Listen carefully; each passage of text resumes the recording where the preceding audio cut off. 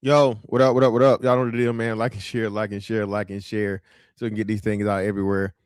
There's anywhere in the world you could be with the show, you right here with me, the BABGOG, and I appreciate you for pull up on me. What's going on, man? Yes, Karina, when do I ever make shit up? What up, nigga? What's going on with y'all, man? When do I ever make shit up, Karina? Ever. I don't ever just make shit up, baby.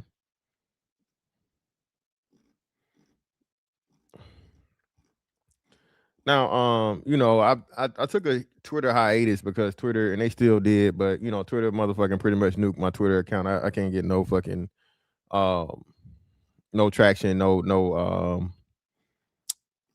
fucking they pretty much shadow banned my account, right? So I figured I'd just leave it alone for a couple of months and come back or whatever. But it's the same shit going on. I got a little bit more than what it was, but clearly, it is what it is. So I come back to Twitter after leaving for a few months, right? And lo and behold, come back to the same old shit, man. Same old shit. Black misandry, and of course, the the fucking what's the name of the ire is some black misandry's account with little to no followers, but somehow they're able to generate major motherfucking what you call it imprints and what's the name and shit, right? Usually through talking shit about black men, black boys, and shit like that, right? So this brother, and I had to talk to him, Unimpressed West, right?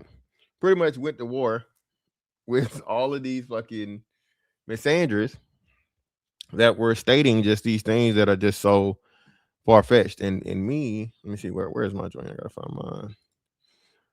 I came into the fray with this one. Right? Again, man, we've said this many times, and listen, whatever you want to do, again, your business in your butt and your business in your butt, right? But when the slander and the tag team happens and the handicap match is started between black women and brotherfuckers, bro. Black men, I keep telling y'all, bro, we have to figure this shit out. Straight black men, we have to figure this out, bro. You know, out of all this shit with Pooh Shiesty and Gucci, whatnot, what have you, it's just further perpetuation of how black men are willing to endanger or take the life of another black man over the dumbest shit, bro. The dumbest shit, right? You know what I'm saying? And it all starts in childhood because we're told our lives don't fucking matter, bro. All right? We're told that shit. That's what we're told, dog. This ain't what I think. This is what I know. The straight black man is told, bro, that hey, listen, um, you look like your daddy ain't shit. Niggas ain't shit, ain't can't don't want. Niggas is broke. Niggas is deadbeats. All of this negative shit is all you fucking hear about black men. So how are you supposed to ever have a positive outlook for yourself and what you're supposed to become as an adult? How? When from the onset, right? From inside and outside of your community, your race, your group. And one of the biggest things that was dang, this is where I'm at. Let's see where we go. Start here and then we'll work our way backwards. When the brotherfuckers got involved, man, I was just like, you know what, man? Again, this is why I keep telling y'all. If black people are going to move forward and progress and survive 2053, any person that's of alternative lifestyle is going to have to be somebody that's willing to sit in the back. Okay? You cannot be a leader in the black movement and you're anti-black family. Okay? Along with being anti-black family, you're pro something else being at or above the racial issues that we're trying to accomplish here. But if you say that, you're phobic, you're bigot, you're hatred, you're this, you're that. And again, it's just proof positive, bro. This ain't what I think. This is what history tells us. And only we allow other motherfuckers to do that shit. Asians don't allow it, white folks don't allow it, Hispanics don't allow it. And as much as they claim that niggas is gay, the largest motherfucking percentage of identifiers of the LGBT community are black women. Percentage. I think it's like 28, 30%, something like that. Lesbian, bisexual. That in itself tells you, man, the hatred for men, but the love of penis, diabolical. I told y'all, remember, because they said, oh, men hate women. They just love their pussy. Men don't hate women. Men think women can be insufferable at times, but men do not hate women, bro. Of course, are there some men haters out there? I mean, men that hate women out there? Yeah, some women haters out there. That's very, very few and small between, bro. Men just understand the shit that come with women, and we willing to put up with it for the sake of pussy. Now, shout out to Hamp. Hamp say this is we wired that way. And God made man be that way because he knows that women will weaponize sexuality and women will weaponize. And that's what black women are saying they're going to do. Black women are trying to weaponize childbirth. You know, like the Asians did, right? Black women are now trying to say this, even though they were the most reckless with having children. Now they're saying they will go from being the most reckless in having children to just cutting it off, not having any children at all. Right? Black people, I keep telling y'all, man. And I'll never forgive you niggas. Not y'all niggas, but the niggas that let a white man come in and y'all hatred for me. This is how I know we never gonna win, bro. Adult black people are so immature, right? And so and lack so much fucking fortitude and just anything positive that you need to be successful, that they let a fucking white boy, okay, a dusty ass white boy come up here and say, oh, black men's problems are just the same as every other man's problems. No other man has a motherfucking 60+% motherfucking single mother rate. No other man has the only group of women that have a higher divorce rate than marriage rate. No other group of men have the women that have the most children by multiple men, but somehow it's the same. And because niggas hate me, you know what I'm saying? They wanted the white boy to win. And motherfuckers actually typed that shit in the chat and said it. Again, man, this is why I have no sympathy for niggas. And if and when all this shit start burning down, bro, all right, from my compound, I'm gonna motherfucking have me a cup of coffee or a cup of motherfucking something, and I'm gonna smile while niggas motherfucking, you know, gnash their teeth. Gnash their teeth and fucking, you know, be engulfed by the chaos. If and when you are a man that understands, bro, listen, it's not about you liking me. It's about me having the prescription to cure the ills that we have. The medicine that's most good for you always tastes the worst. Niggas are unwilling to do that shit, bro. Shout out, man. Listen, man. What we talking about here? And still don't have it. And still don't have it. Because even though we gained it from national and social level, we're seen as subhuman within our own race. AK don't want it serious, y'all. And so many black men are and this is not an excuse, right? Of course, as a man, life ain't fair. You know this shit. All right, fuck it, deal with it. But what you come to learn, bro, is everybody not built like that shit, bro. Everybody's not built where they can just you can put a motherfucking 1,000 pounds on their back, and even if they got a motherfucking crawl centimeter by fucking centimeter, bro, they gonna fucking move. So a lot of people, bro, you put a feather on their back, they done. Why? Especially for the younger ages, they didn't have no fathers. Society raised the boys and killed masculinity and redefined it as if you are aggressive, if you are loud, if you are demanding, if you are any of these things that make men tough, that build resilience in manhood, in masculinity, right? Oh, that's toxic. We can't have that.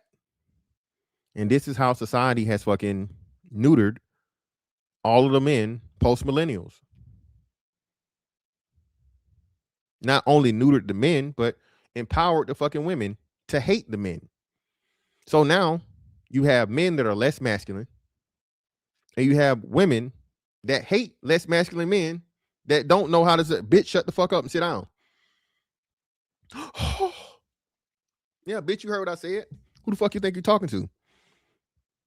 When you acting like a bitch, you get called a bitch.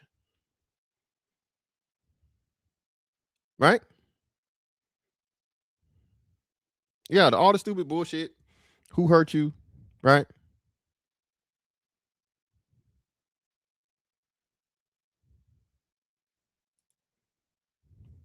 You feel me? But let me see. Let's check this out, man.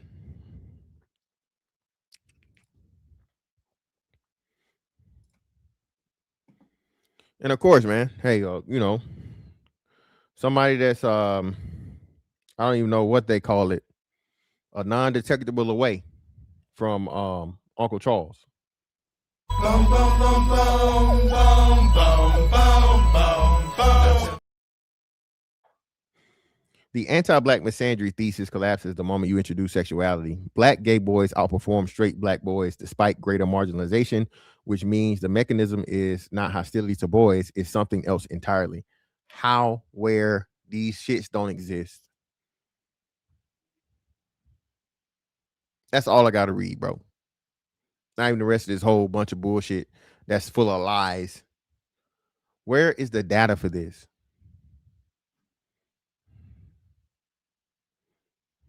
It doesn't exist. Better in what way? You can't be saying academically. You can't be saying monetarily. Because clearly, again, you know, unless you want to use the rate thing, and this is why I tell y'all, man, you can't do this rate shit. Motherfuckers want to mix the rate when we know brotherfuckers make up a very, very small percentage of black men, right? Extremely small percentage. And even then, the greatest minds and the most successful people, name me the billionaire brotherfucker. other than Tyler Perry, allegedly. Don't exist. Name me the genius, Mensa genius level intellect that's an LGBTQ man. Again, man, but because there's no respect for the straight black man or boy, right? And let me rewind, man. Let me back up. Bro, you know the reason why it's this way is because shout out to my man Mike G, man, coming through with the 5, man, for the show feed. Greatly appreciate you, brother.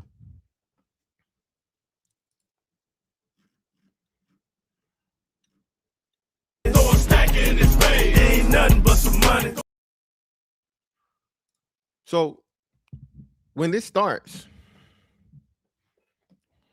well, I don't think Diddy ever officially made billionaire status, but still, Diddy's not fucking with any of the other billionaires, bro. None of them. All right. So when it starts in childhood, and I told you guys this, man, and this is the point that the brother gonna make. Let me read this, and then I gotta go to the other thing. Black motherfuckers outperform straight boys. Where and how? Straight men make up 90+% of highest earners. If we just count David Stewart and Robert S. Smith. Most importantly, we make children. Thanks for providing that gay niggas understand nothing about straight niggas. The most important thing to the black community is going to be a great father. Okay? A man that is willing to have black children and raise them with morals, values, principles, right? Give them his knowledge and his wisdom. If he has a trade, teach him his trade, teach him his skill set. There's nothing more needed than that in the black community, especially when black women claim they're rare. Black women claim like, hey, ain't no good daddies out here, ain't no good black men. All these niggas ain't shit. No, baby, just the nigga you let nut and you ain't shit.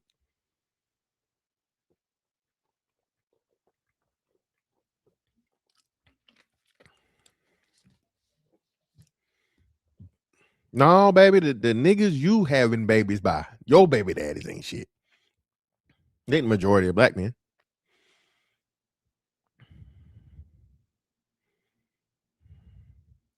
I can tell you this: higher learning, aka colleges and universities, have a good amount of not straight men. Well, yeah, I mean they might have a thing, but it's still going to be small. West M. It's still going to be small. Pause.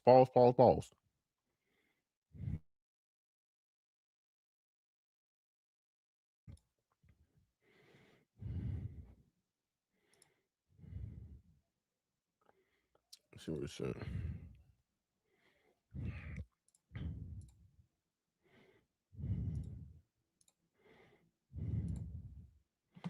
If I told you black boys are pipeline out of AP classes towards sports teams or straight up neglected academically in preference for black girls so that they can become middle managers of black men as adults, you might think it's crazy, but that's exactly the process. And I told you guys this, man. If your talent is anything other than physical ability or entertainment or something, somebody pay attention to that shit. Black intellect, bro, is frowned upon and hard to notice because it's frowned upon because it's not valued. You know how many fucking great black minds have been wasted? Boys and girls, but mostly the boys. Due to the fact that, nobody cared to notice signs of great intellect. Right? No one knew how to fucking map it out and see it. And the school is fucking geared towards the black boy being the problem.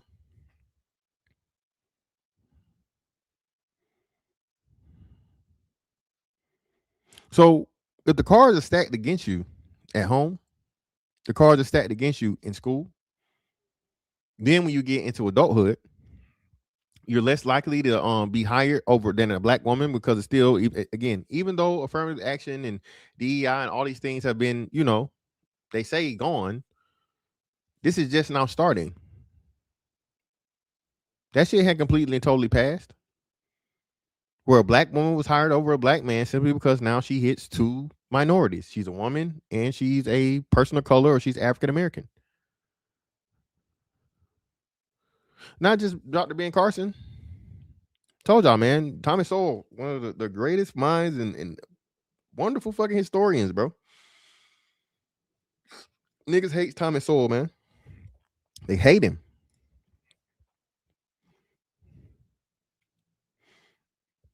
Yes, and Prime. That's not in Prime. We had to discover that Prime because remember Prime. Remember back in 2020, 2021? That's why y'all can't read. The boys can't read. The boys dumb as hell. Bro, black women were celebrating the boys being at a deficiency in education. Black women, grown women, bro. Grown women were celebrating this shit. We seen it. Then come to find out, no, it's black children across the board. Well, again, we know for sure that boys usually outperform girls in mathematics and science, right? STEM related activities. Men are more logical and more apt to factual versus feelings and shit like that, right? Versus arts, right?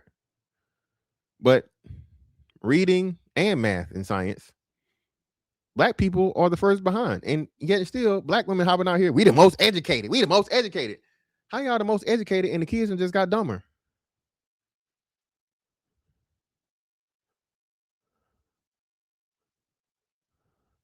How? Well, no. Well, the daddy. Well, no. Hold on. You can't play it both ways. No. Which is it? Oh, ain't y'all the most involved? Well, again, if all I get with my child is weekends, or I pick him up from school, and I have him for the time that I have him, and then when he's with you for let's say 75% or more of the time. Not saying the father shouldn't be involved. Not saying the father shouldn't be what's the name. And again, man, have your kids read, man. Have your kids read out loud. We got the black woman. I'm gonna find the thing. Another black woman. It never fails. Like every 3-4 years. Oh my God, I had no idea. They sent him all the way back to 9th grade. Damn, you gonna blame the fucking school system? You gonna blame the school system for you not knowing? I know they didn't send motherfucking progress reports. I know they didn't send home report cards.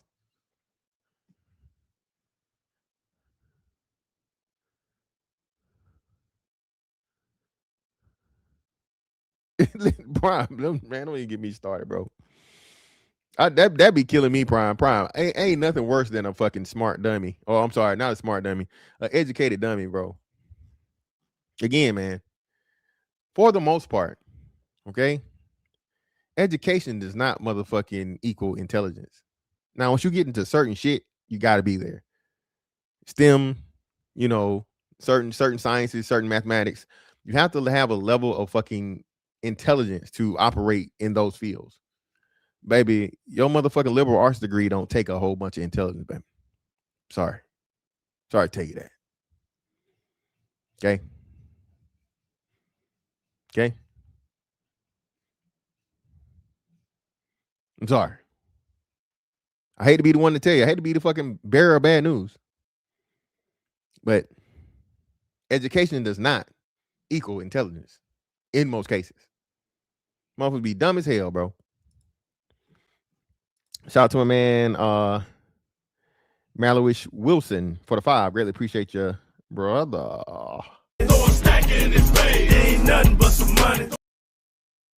Good show, sir. Just asking, how come we can't say Leslie Jones is ugly? Stop the Jim Crow black man can tell the truth in 2026. Hey, brother, I've been saying it. Brother. I'm one of the few niggas that's scared. I'm not scared to call an ugly woman ugly. Okay?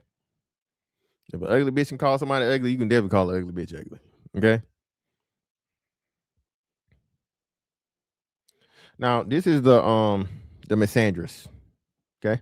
Mind you, there are more nerdy girls in the black community. Nigga ain't took one AP class, but believe they're a nerd because they watch anime and listen to Earl Sweatshirt and MF Doom. Again, man. So this right here lets me know this is a woman that's our age.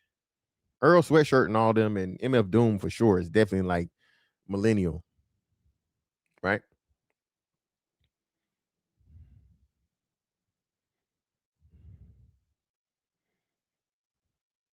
Taking an AP class. I mean, did you pass it?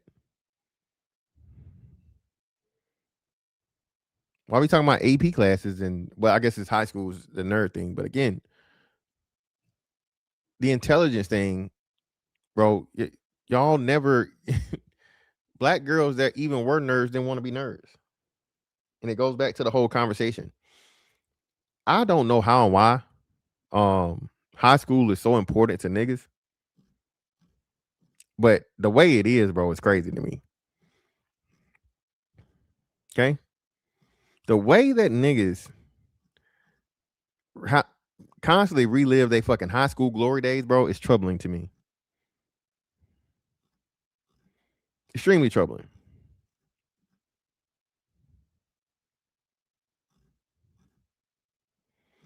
Let me see.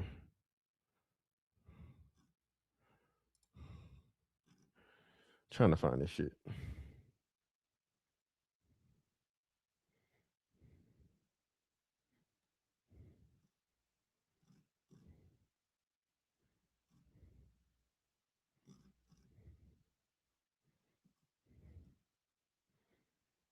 And she used a thing comparing black girls to white girls, right? As her proof of black boys receiving more preferential treatment, right?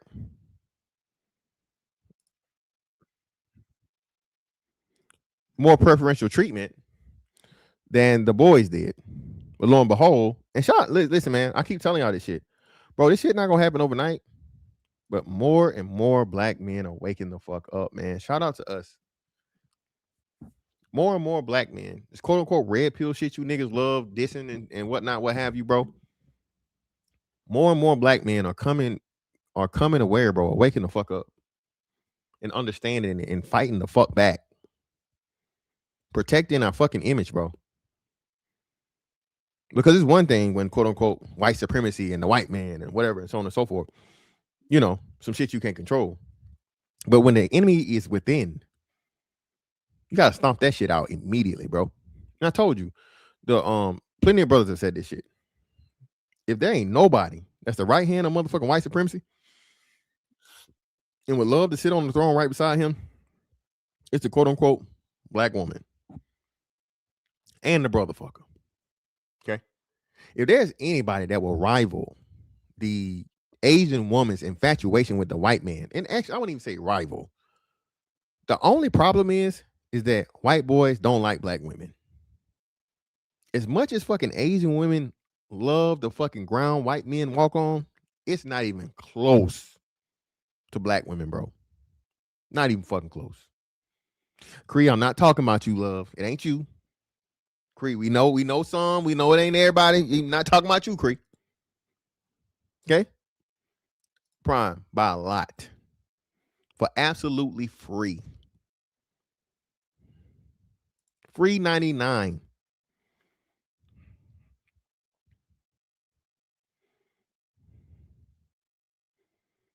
Let's watch this wonderful little documentary right here, this little evidence. Let's see. These preschool teachers watched a video of them playing for a 2016 study. The study asked them to press the enter key every time they saw a behavior that could become a potential challenge. But the thing about the study is it's kind of deceptive. There's actually no misbehavior in the video. The kids are actors, and the researchers were using eye tracking software because what they really wanted to know was when teachers expect misbehavior, who are they watching? The study found that both white and black teachers spent more time gazing at black boys than other children. Black boys make up less than a quarter of the nation's preschoolers, but more than 40% of preschool suspensions.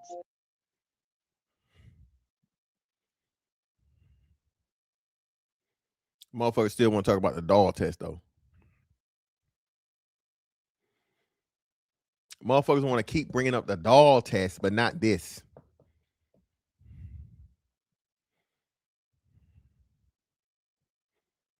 Anybody that's a fucking father of a black boy, bro, do you know how many times? And let me go back. Just look at my yes. Bro, I'll never forget this. I had this and I told y'all this story before, but we go run it back, right? This was my second or third grade teacher. And this lady come to find out she was like a real fucking racist. This was back when motherfuckers was smoking school and everything. You know, they'd go in the fucking break room and they would smoke cigarettes and shit, right? Shout out to the 80s, baby. And this woman did not like me, bro. I don't know what it was. I guess she thought I was just too smart. I was too whatever, so on and so forth. And this woman would send home a letter almost every fucking day to my mama. My mom would beat my ass every day. And I'm begging my mom. I'm like, I'm not doing nothing. Oh, the teacher just gonna lie? I'm like, yes. I'm not doing anything. And lo and behold, my mama kept beating my ass, kept beating my ass, kept beating my ass, kept beating my ass. Until one day, thank God, by the grace of fucking God, we had like a parent-teacher meeting or some shit or so on and so forth.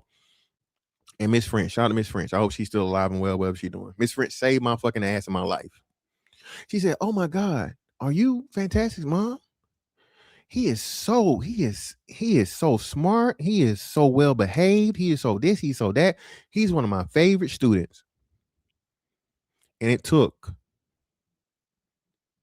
a fucking woman outside of, thank God, a black woman to tell my mom just how great I was and all this other shit for my mom to finally understand that this lady didn't like me and was having me take an ass whooping every fucking day.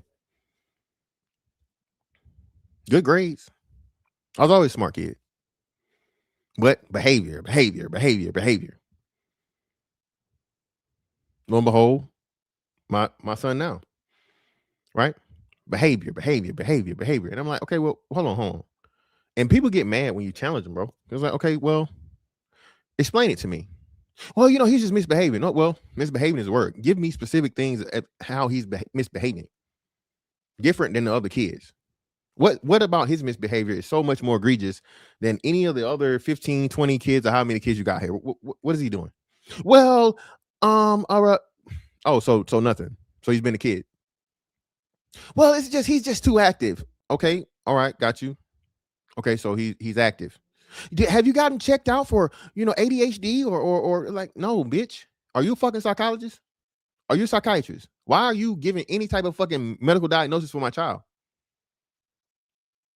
I had to tell people that. I'm like, I'm sorry, are you a psychologist or psychiatrist? You a therapist? Oh, you a teacher. So why are you suggesting anything about the mental health or development of my child? What gives you the right? This is something that Dr. Umar, before he turned into a motherfucking, a thief, right? So he turned into a fucking major fucking thief, would talk about how black boys would be shuffled into this motherfucking special ed, ADHD, medicated fucking shit in these schools. And everybody forgets about that shit. Again, motherfuckers thought Einstein was retarded. And when they was retarded, he's like, he's just so much smarter than everybody else, bro. He was uninterested. And a lot of the times, man, for boys need stimulation both mentally and physically, right? They have to be challenged. But now, again, we get into the overall thing, which affects all children, and you remove fucking PE. Well, I think now they put it back in the schools. But at one point in time, they weren't even doing PE every day. We were doing PE every day. Okay? We were doing PE every fucking day, bro. Then they knocked that shit down, right? You had shop class. You had auto mechanics or car repair, woodwork. All of these things that were to help and usher boys into manhood got pulled out of the fucking school system on purpose. Now you expect boys to sit down in a fucking chair for 90% of a fucking.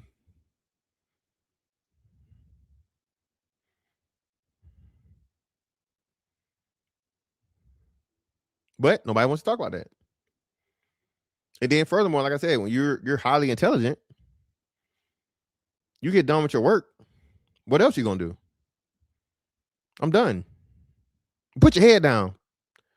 Now I'm punished because I'm smart and this shit is not challenging. And so now I gotta put my head down. I gotta be fucking quiet. I can't tap my feet. I can't fucking, hit, tap my fucking pencil on my desk. And now I'm being disruptive because I'm intelligent.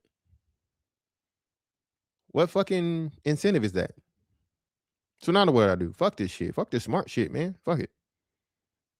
I ain't get no reward for it. I'm not being fucking celebrated or congratulated. So shit, fuck it. Let me just, who gets the real attention? the football player, the basketball player, the track star. You know, then I think like baseball is probably like fourth place for niggas and everything else after. See, look, see, man, Creepy. I think Creepy fucking listen. The parachute with the pause the balls, Cree wasn't nothing better than that. Then you throw it up and everybody get under the parachute. Kids don't even do that shit no more. Cree don't even got them parachutes no more, man.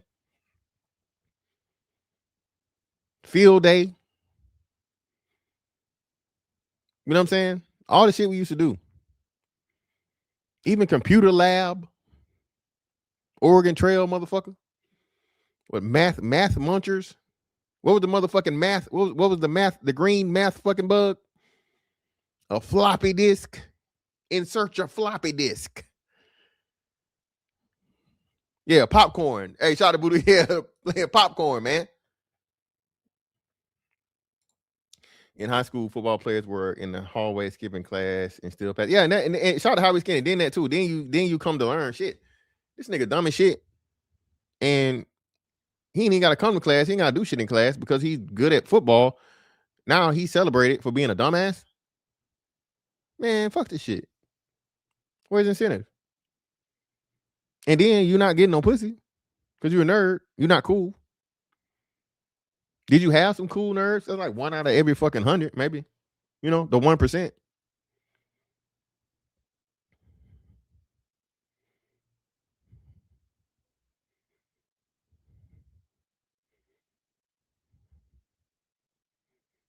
But we seen this shit, man. Look at this. It's great.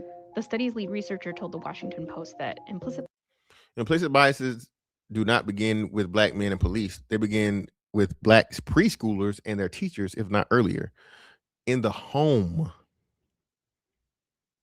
It starts in the home. Biases don't begin with black men and police. They begin with black preschoolers and their teachers, if not earlier. These preschool teachers watched a video of them playing for a 2016. And they telling you, listen, the black teachers ain't no better. This ain't just racist white folks. These are black women who, again, make up 75% of fucking teachers. Women make up 75% of teachers. Let me be clear. I don't misquote. Even black women are guilty. So how the fuck you supposed to win, bro? If the teacher white, you bad. You're doing some shit you ain't got no business doing. How the fuck can you win?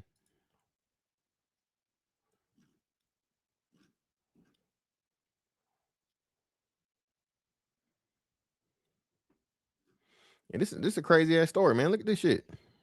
Check this shit out right here.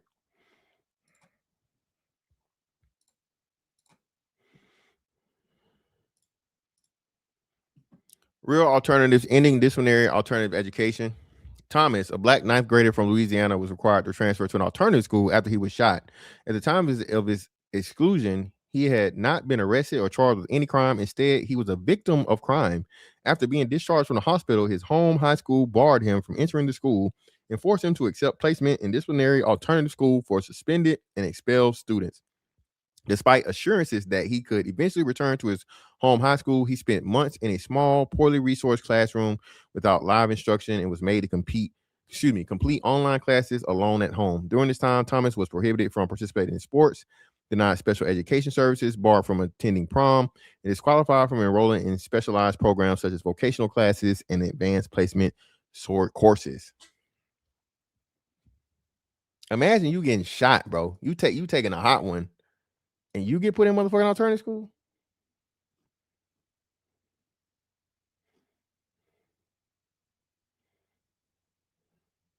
Again, man, listen, a lot black women and a lot of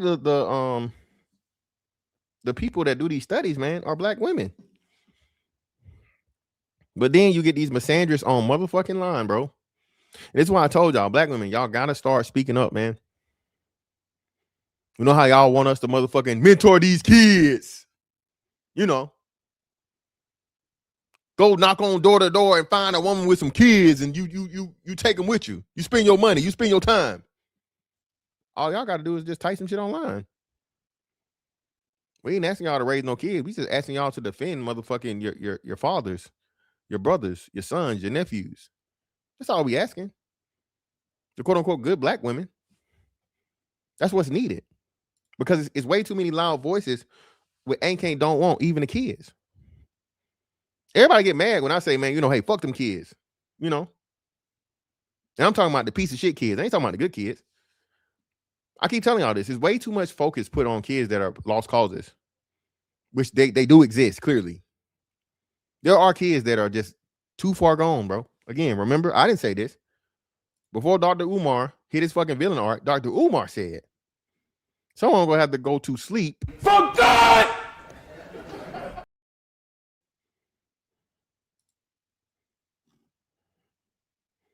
A lot of these little niggas, bro, gotta go.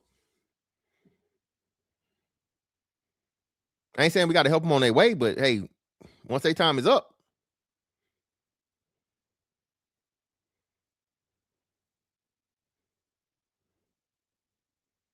there's way too much focus being put on the wrong kids. There's not enough nurturing of intelligence in the black community. Not enough. No one gives a fuck about it. If you're talented in any other way, bro, everybody immediately sees it. Ooh, he can rap. He can sing. He can catch a ball. He can shoot a ball. He can run. He can, if it's anything that's physical, bro, hey, niggas is all for it. Shout out to man train the building. How many motherfucking black chess team? We didn't even have a chess team for real, I don't think. Niggas had no chess team. We had like we got clown for being, I was on the quiz bowl team, right? Or the academic bowl, quiz bowl, like Jeopardy. I love that shit, bro. I was a beast in motherfucking quiz bowl, nigga. I was fast on that button too. But you know what fucked up? I got suspended off the fucking team for some other shit, for some dumb shit. Doing something stupid I shouldn't have been done. But I got suspended and got kicked off the fucking academic bowl team. Because one question I didn't hear, I answered the motherfucking wrong question, man, and we lost.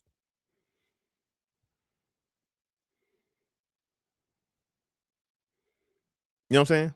Even that, man, even like the punishment that, you're given and you're handed out when you're not a bad kid. I was never a bad kid. I'm a nerd. But at the same time, I'm a boy. Right? So I'm gonna wrestle every now and again. I'm gonna do some shit I'm supposed to be doing. But I ain't motherfucking selling drugs. I ain't smoking cigarettes. I ain't doing nothing extreme. But for the black man, bro, you can have 1,000 motherfucking good deeds, bro, and all it takes is one for you to be an ain't shit nigga. Yeah, she did. Yeah, she did. Yeah, she did. Of course. Listen, man. I'm from motherfucking Macon, Georgia, born in 1983. Listen. The shit I got whoopings for, bro. Hey, so Karina, I ain't told this one in a minute. Karina. So we had to be 5 or 6 or 6 or 7. Let's say 6 or 7. Because I'm pretty sure I was in school. Both was in school. So my sister was like in kindergarten. I was in first grade, or she was in first grade. I was in second grade. Either or. We was young. We playing the floor is lava. The floor is lava. We're playing the floor is lava, Karina. And back in the day, every black household had that glass coffee table. The wood on the outside. That motherfucker was probably about like, I want to say 4x4, 4 feet by 4 feet, with a big ass piece of glass in the middle, right? So, we playing the floor is lava, and we jumping couch, coffee table, couch, coffee table, couch, coffee table. And hey, the first time you step on that motherfucker, good to go. So shit, lava, the coffee table, motherfucking safe. Karina, about the 4th or 5th time we stepped through that motherfucker, and it was me. Karina, mind you, this is glass. Karina, it's a 4x4 table, so that means the pane of glass had to be 3 feet by 3 feet, right? Big ass piece of glass. Karina crashed through the motherfucking glass. Thank God, Karina. Ain't no way. Ain't nothing but God. God looks out for babies and fools. He was looking out for a fool that day. crash through the motherfucking coffee table. My mom come rushing in the fucking what's the name, and immediately looking at us, looking at the coffee table, pull me up out the coffee table, brush me off, and look at me, and so on and so forth. Karina, instantly. Karina, from, are you okay? Are you okay?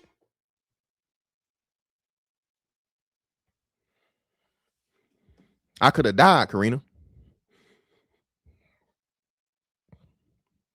All right, and because I didn't die, all right, I had to be put close to death with that ass whooping. Mind you, I'm the oldest and I'm the boy, so I'm getting my ass whooped first. And I think I told you this too. My sister went and she went in the room, and my grandma, my great grandma used to sew, so she had sold my sister this pillow, a pillow now, not a pillow, a pillow. Had sold my sister this little pillow, probably about like just like this big pillow. I done got my ass whooping. Not a good 2-3 minutes. All right, you could have died. Listen. Karina, imagine some of the worst pain you've ever felt in your little bit ass life, your short life of 6 or 7 years. One of the worst ass whooping you got because you survived, Karina. Okay, the bitch, you trying to kill me or what? Bitch, do you want I cut my leg off. Fuck it. Throw me in the glass. Shit. Just powerbomb me on the shards of glass at this point. Fuck it. My sister done moseyed on along because she know her time is coming. And she put the pillow in her pants. Karina, my sister turn.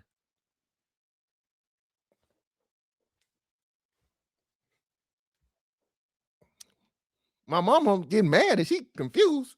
Now, mind you, she done fucking whooped me for a good 2-3 minutes. Even the best of professional ass whoopers, you got a strong 5 minutes of ass whooping in you. Okay, to where you full force, up at least about 75%. You got 5 good minutes. That's even a grown man. I done got 3 of them, Karina. My sister done went and put the pillow in her pants. Now my mama whooping my sister, and she like, what the hell going on? Because my sister's not crying. My sister forgot to cry. So my mama, she investigate, pull the shirt up, she see the pillow. Now it's funny. Now my mama laughing in the middle of her ass whooping. And she done already wasted 1 minute and 30 seconds. So not only did she not even get the full 2 minutes, my mama done, it's funny now, so all of her rage is wasted.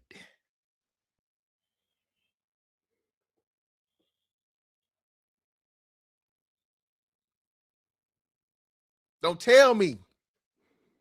Okay?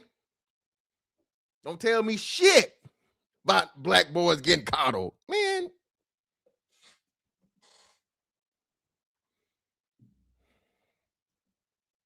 I'm glad my pain is entertaining to you niggas. But that's what I'm telling you, man. Listen, right? I can remember a lot of times, man, and me and my mom, I told you, when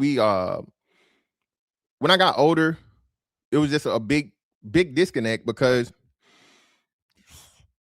I went from being a baby, her baby, to the biggest motherfucker in the family. Right? From being a baby to being literally the tallest person in the family, bro. So now what she got to do? What she feel like she got to do? Right? And it's just it's real sad, bro. And again, I'm for whooping, spanking, or whatever, but not beating. You should never beat your kids, right? And it's supposed to be a lesson in it. Why am I doing this? right? Whenever I whoop my kids, like, hey, why you getting this whooping?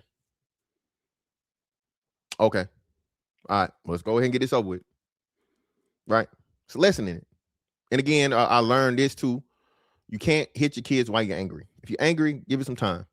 Don't wait a whole day because then they forget, right? Again, I keep telling y'all, man, humans and animals are very, very similar, right? And the best thing I can use, even though I'm not saying humans are dogs, I'm not saying kids are dogs, but it's the training is really, really the same. Correction, right, has to be swift, immediate, and purposeful. Okay. If you don't, shout out to MRM, Modern Renaissance Man. Modern Renaissance Man, I forget where he was, but he came on a panel and he told a story about how his nephew got in trouble and got kicked out of preschool or something, right? Now, got Modern Renaissance Man, we all got hooded cousins and shit and so on and so forth. So he said the little boy would curse and everybody would laugh and giggle and ha ha he whatever, whatever, you know, at an early age. So this little boy been cussing before he knew how to talk, right? Of course, he goes into preschool and you can't do that because that's a horrible influence on other children and profanity is not allowed by kids. So now the same thing that was making everybody laugh and joke, he getting beat for because he's getting kicked out of school. I told y'all, man, niggas don't even understand a lot of the basic shit, right? Wow. Whoa. Well, no, and let me say this. It's crazy, but I had to read that, brother. Yeah, man. But let me say this. I remember I had a cigarette put out on my arm once because I called my auntie a big back. It's funny now thinking back on it. But in Hakeem, I'm telling you, bro, it was some times. And again, I don't. Of course, it's some people had abusive parents, right? Shit like that is especially, bro. And then we were conditioned to think that shit was cool, extension cords and racetracks and whatever and so on and so forth, bro. That shit's not cool, bro. You know what I'm saying? I vow to never ever hit my kid with anything other than my hand or belt. Right? I don't even believe in a fucking paddle. I just think that shit is too. That in itself is too damaging, or possibly you just do some shit the wrong way because motherfuckers move. Now you got a broken fucking femur. You know what I'm saying? You feel me? K Clarity, baby. Hey, could y'all please inform K Clarity what BF stands for? Oh, switch. Well, I don't think switches were that bad. I think switches were just a thing. Switches were a motherfucker though. Switches were got phased out with grandmas and granddaddies for real. They knew that. They knew that shit. That wasn't really for our moms and dads. That was like grandmas and great grandmas. You didn't want that shit.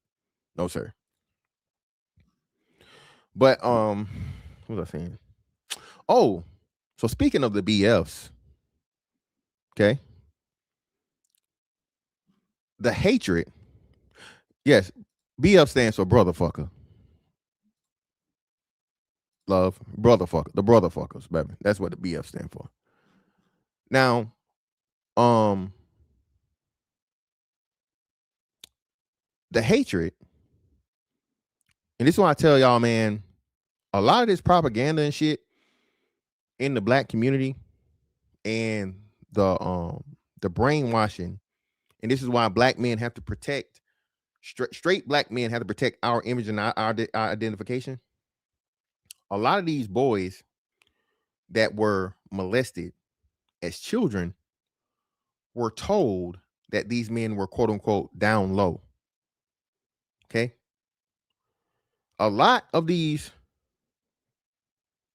boys that end up, and again, this ain't, don't take my word for it. I forget which DSM manual they took it out of, but it used to be in the DSM manual, and it told you a lot of the children that turned out to be LGBT were because they were victims of CSA. Right? So a lot of these boys that unfortunately were violated by grown men, that uncle that liked to wrestle, they were told that was a down low straight man that violated. No, brother. You know what I'm saying? And I feel for you, man, if you ended up that way because you were violated as a child, right? That's why they have a hatred for and content and malcontent for straight black men, because DL is associated with a straight man that's hiding his gayness when it's a gay man, and then in this case, it's a gay predator. Bro, straight men have never done you nothing wrong, brother. All the LGBT niggas, bro, y'all got to come to the front for this one, fam. Listen, bro, if you are a victim, right? Any man that ever violated you was not a straight man, dog. That's one of your own. I'm sorry. But because there's such a fucking a negative, and every fucking black man is gay, every straight black man is gay, in your head, subconsciously, you believe you were violated by a straight man. No, brother, that's impossible. I keep telling y'all this shit, man. Motherfucker, oh man, y'all niggas talk about the same shit, man. Y'all ain't be talking about that, man. Y'all just hate black women. Y'all can't get no pussy. Nigga, this shit is, this is fucking beyond PhD level shit. I don't give a fuck what nobody say. It is this serious. It is that deep. But we never get to have these conversations because ain't don't want. You just a dumbass nigga. Who is you? Where your degree?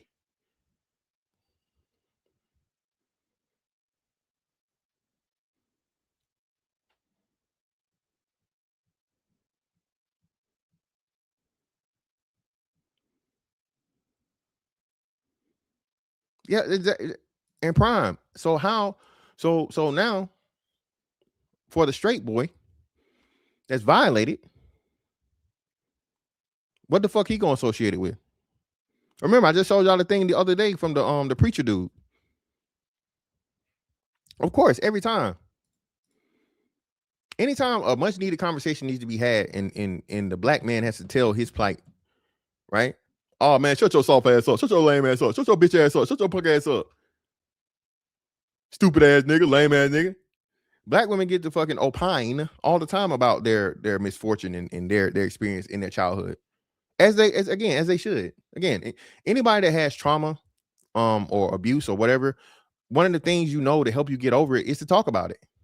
Is to face whatever that was at the time, speak about it, and whatever coping mechanisms you can develop to get over that stuff, and not necessarily get over it, but deal with it and possibly one day overcome it. Great.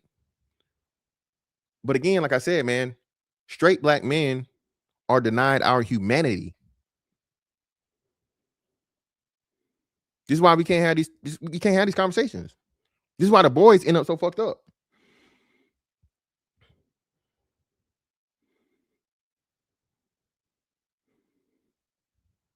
This is why the boys end so fucked up, bro. I told y'all, bro. Like I said, that first conversation you had with your mama, like, no, you gonna fucking listen to me. That was one of the greatest parts in Antoine Fisher, right? When he came back to that house, right, and he told that motherfucking piece of shit bitch, no, you gonna fucking listen to me. I'm grown now. A lot of black men, bro, are still boys. And I don't mean that offensively, brothers. I don't, man. That's why I keep telling y'all, man. A lot of you brothers have never had that extremely difficult conversation with your mother and or father. Right? And as long as you do that shit, bro, you're gonna always forever be a little boy to some degree in your life. You didn't ask to be here. Your parents owe you, bro. They owe you an apology for anything that was fucking egregious they did upon you, bro. That's real shit. Of course, I'm speaking egregiously. I'm not talking about, hey, you got whoopings or whatever, but abuse, your parent or parents owe you an apology for that shit. That shit literally stunts your development, man. If it affects you lifelong. Most abusers are what? People that were abused as children. So if you never get that apology, you never get that closure.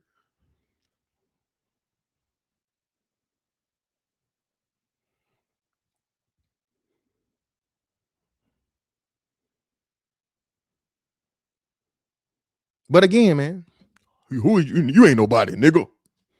Who is you, nigga? Shut up, lame ass nigga.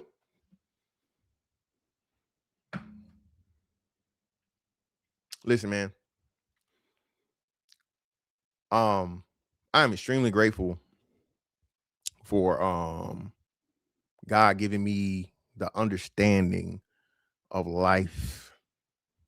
I'm extremely grateful, bro. I tell y'all, man, I don't got this shit perfected all the way figured out, but I swear, bro, I'm like 98.9% there. I'm telling you. And then for us, for black people, it's about the same. I understand every level of this shit, bro. Lame, man, nigga, you ain't never been in the streets. I ain't gotta be in the streets, nigga. I seen too many street niggas. Seen it. Bro, I told y'all, bro. I grew up next to a fucking a nigga that ended up getting life for murder. Next door neighbor. Used to play with a nigga. Same another nigga later on in life. A nigga I used to hoop with. He ended up dying in prison. I knew how these niggas was living. I saw the shit they was doing. I had to participate in it to understand it. No, that was my motivation not to do it. I ain't doing that dumbass shit. No, shit. Somehow I'm a coward though. And mind you, there's some brothers out there that do that and then they overcome, they see the light, they do better, and they fucking are the branch needed to keep some other kids in that lifestyle or pull them out of there, right? Because again, they're not gonna listen to me. The problem is though, right? A motherfucker like me, I'm not allowed to say nothing. Even though I did everything almost the right way. Oh, nigga, you got a baby mama, nigga. You a baby daddy. Well, I told y'all, the bitch stole my sperm.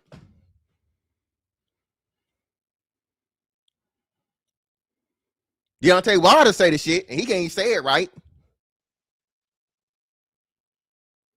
Yeah, nigga, I was so motherfucking handsome. These jeans were so good. She just said, I gotta have it. A lot of niggas may not never know nothing about that. I gotta have these kids by you, nigga, whether you want to or not. Trade. Motherfuckers don't believe, hey, man. And again, man, one of the fucking best things that ever happened in my life, bro. One of the best things that ever happened in my life, bro. Right?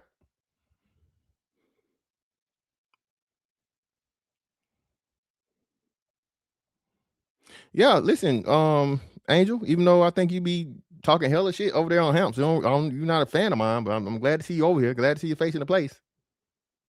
Y'all don't think, bro. Y'all don't think I be seeing y'all, bro. Y'all niggas, y'all act different in different places, bro. See, big, hey, man, even married niggas.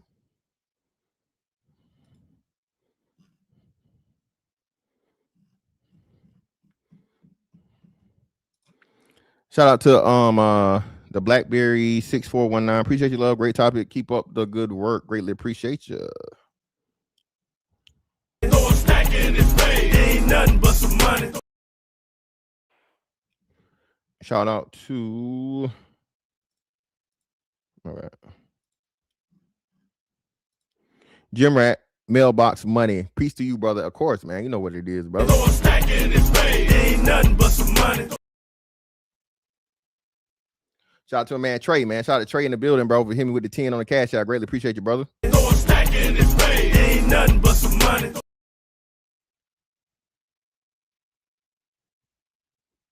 me see what Trey said. For the support. Greatly appreciate you, man.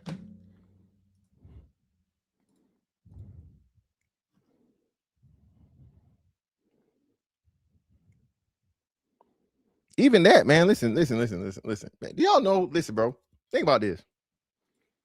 Chung Lee and Mr. Chen, Sanjeet, Sanesh, Ahmed. You know them motherfuckers, bro, get to stay in the house until they fucking done with college and shit. Nigga, I was paying my daddy rent as soon as he knew I was getting a motherfucking what is it? My Pell Grant check.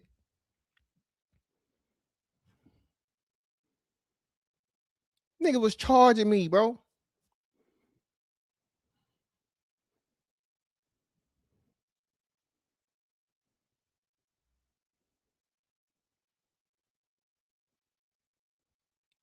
Hakeem B, brother. Hey, it's culturally accurate, brother. It's not racist. It's culturally accurate, brother.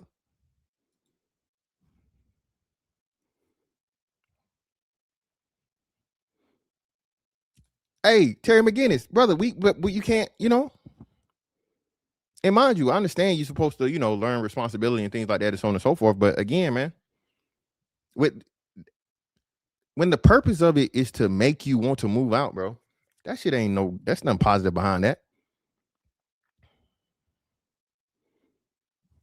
Shout out to Prime, yeah, man, my brother-in-law. Hey, and Prime, and the whole time they doing this, Prime, and they help them with the down payment on the house when they move out. Shout out to SKC. SKC told us that too, man. SKC told us, hey, man, the way the Asians got this shit set up, hey, when grandma and granddaddy get old, they move grandma and granddad in the house, right? So that way you have childcare. You don't have to put your kid in these dirty ass, scary ass fucking daycares and shit, right? So you saving thousands of dollars on that, and then you maintain the morals and values of the family, and the kids are well protected, right? You getting their funds are coming in their house, be it retirement, be it Social Security, be it whatever, right? Medicaid, Medicare, whatever it is, right? And then lo and behold,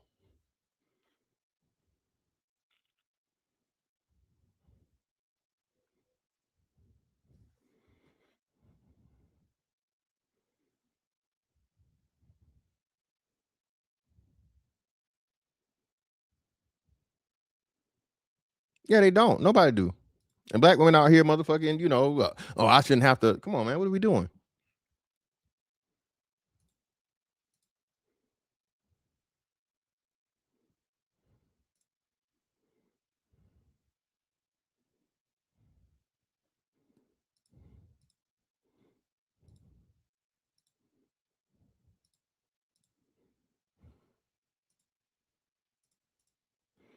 One of the side effects of modern black women's feminism is they believe that they're the only ones that had to work hard for what they have.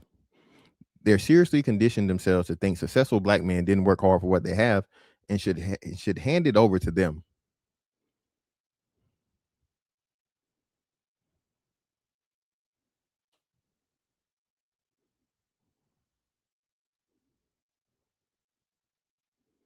Where the fuck they do that at, man? Here we go. Here we go to a resident feminist. It is true. Black women have said it. Black women have said it. Remember when the girl that said, we don't need y'all no more, so we not like our grandma, so we don't need y'all no more. We're not beholden to the black man. We can do it without y'all. It's on wax. Black women are the only group of women that say at nauseum they don't need no man. They can do bad all by themselves. Oh, white women say, well, yeah, white women say it, but they don't mean it. Remember when y'all found that out? Remember when yeah, the white women had y'all thinking they was gonna vote for motherfucking Kamala? Y'all remember that? Remember y'all thought the white women was gonna actually vote for Kamala Harris because she was a woman? Bitch. You think we gonna put this N-word bitch in here before we put a white woman in office?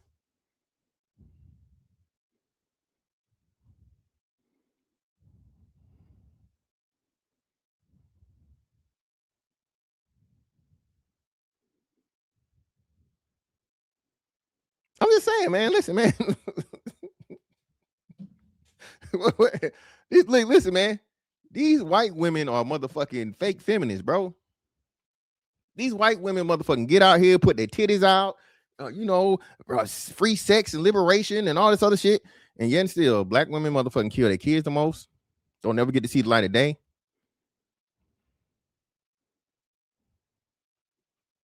The most broken families. The most alienated fucking parents. By rate, of course. Rate, not volume. And lo and behold, bro, when in case y'all want to pull up, man. If y'all want to pull up, Hit the link, man. If y'all want to get in here, man. If y'all want to, I would love to hear some people's stories, opinions, all those great things, man. But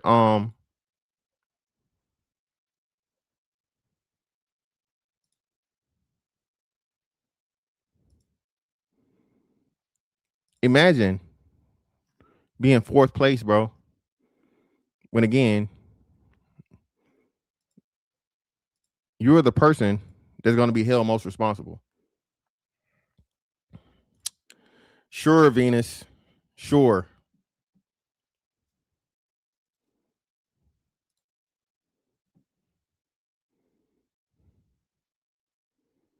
So they can't say I ain't have no pushback. Cause I want to hear this. Nah, this is the you asking. I'm actually making an exception to the rule for you. So don't pull that shit. I said you can come up. It's not I don't want you up here. It's just like you asking me to break the rules. So for the sake of having the conversation, I'm willing to be lenient with the rule. I think everybody done seen you before anyway. They know what you look like. So I mean, it ain't like you just some faceless person.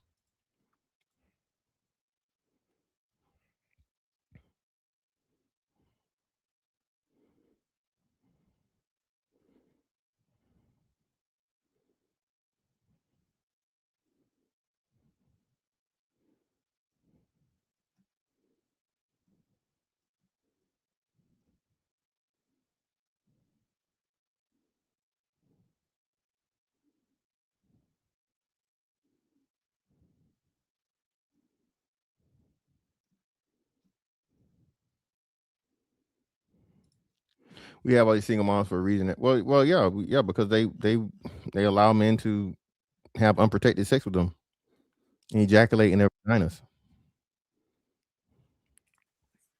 Yo, what up? Can't hear me? Yeah, Okay. Hey. So, am I echoing? no, Okay. you good on my end. So, I haven't heard most of the show. Honestly, I just came in. So, I don't know everything that you were talking about, but that post you just read was some BS. Black women do not think they're the only people who are successful. Okay. That's not true. But at least when it comes to black people, this is what I don't understand about black men. It's true that black women educate themselves more. It's just a fact. It's true that black women go into entrepreneurship more. These are facts. Why do facts offend you, men? So no, we're not offended. First and foremost, not offended. And secondly, it didn't say that black women were more successful. They think that they're successful and black men didn't have to work as hard as the black women had to do. So it wasn't talking about more or less. It was talking about the means in getting there. The educated part. Why do black women have to say that? Because it's an accomplishment and it takes hard work. And I think anybody who accomplishes anything has a right to like celebrate themselves. That's not Yeah, yeah, exclusive to black women. it is. It is exclusive No, to it's black not. women. Asian women don't do that. White women don't do that. Hispanic women don't do that. That's not true. Show it to me then. And y'all Show don't it to me. y'all are not around Well, these women so to hold on. know So what show they're it. doing. Show it. Well, I don't have to be around them. This is the thing, right? So the wonderful thing about the internet is you can see the discourse of all groups and races of people, right? Be it negative or positive. What you don't see is white women, Asian women, or Hispanic women using their education to berate and belittle the men that they're with. So they You don't don't see it. necessarily use the education, they just do it in other ways. How so? Um, so like for example, right now, there's a trend on TikTok. You might want to do a show about this. You might like this. So these MAGA women, right? They're in this whole deconstructing racism or deconstructing MAGA era where they finally have identified that MAGA might be a cult and it's problematic. And some of their husbands have not yet come to the same conclusion, right? There was another trend, and this is like current. You might that might be something that's like right up your alley to talk about. But there was another time where it was like the married single mother trends. And you go on TikTok and put that in. It was like white women who were saying even though they were married, they felt like single mothers because all their husbands did was come home from work and sit down. Like, he didn't help with anything. Okay, but um uh they made it a hot line. Michelle Obama made it a hot song. What you mean? The first lady of the United States of America said that about while being the president, the wife to the president. Oh, Michelle Obama literally made that popular. So you're She saying the said that. white women started saying it after? Because I don't know. I don't know when Yes, Michelle. yes, I didn't know yes. Michelle. Well, after Obama hasn't been pregnant since when, love? Obama's Obama's fucking last term ended in 2016, and he was there for 2 years. I think I want to say it would have been definitely the second term, right? So between 2012 and 2016 is when she said this. She said this, and then not to mention all the stuff she said. Now that she got a podcast, right? But no, again, all these things that white women say, and y'all know this. A lot of this shit is for content farming. At the end of the day, well, no matter what the fuck they say and so on and so forth, they're still married to their husbands and they're not leaving them. That's just that is a well, no, because if we look at the divorce rates, they're all bad, right? For Americans. It's not like specific to black people. Like, all types of women are leaving their husbands, right? I think it's like, is it Asians who do it the least? That's crazy. Yeah, Asians do it the least, yeah, by far. Asians do it the least. Then I think it's like white women, Hispanic women, but black women are again the only group of women that have a higher divorce rate than marriage rate. Only. So there's definitely a worse there. And then fantastic, the divorce rate for black men have been going up 0.5% every year. Yeah. And that's gonna happen because you tied to the women with the highest divorce rate. So that's another thing that people don't understand too. So it's directly proportional. People want to blame black men for the lack of marriage when again you're tied to and you're going to marry the woman most with the highest divorce rate and the lowest marriage rate. So you literally can't overcome that from just a mathematical principle. But you got it, Trey. Okay. Go ahead, and then well, let me let Trey in here. I'm just vibing with y'all, but I'm just saying, like, I don't understand, where the comment comes at that black men, like, did I hear her say that we don't like successful black women? Is that correct? No, I said why do the facts bother you? Like, when black women are celebrating their accomplishments, it seems like let me say, black men take it as a personal attack against them, and then they get defensive, and then they want to tell you how much your education ain't ish or your little business ain't ish. Like, they take your accomplishment as an attack. But I feel they only do that because they're not successful. But because successful people don't take other people's success. 100%. I agree with you 100%. Let me ask you this: do you think it's just or you think it's black men that in relationships with these successful women, or do you just think it's just black men on the internet?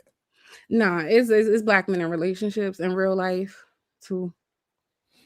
Well, I would think that if a man is in a relationship and his woman is celebrating her wins in life, then there's something wrong with that man.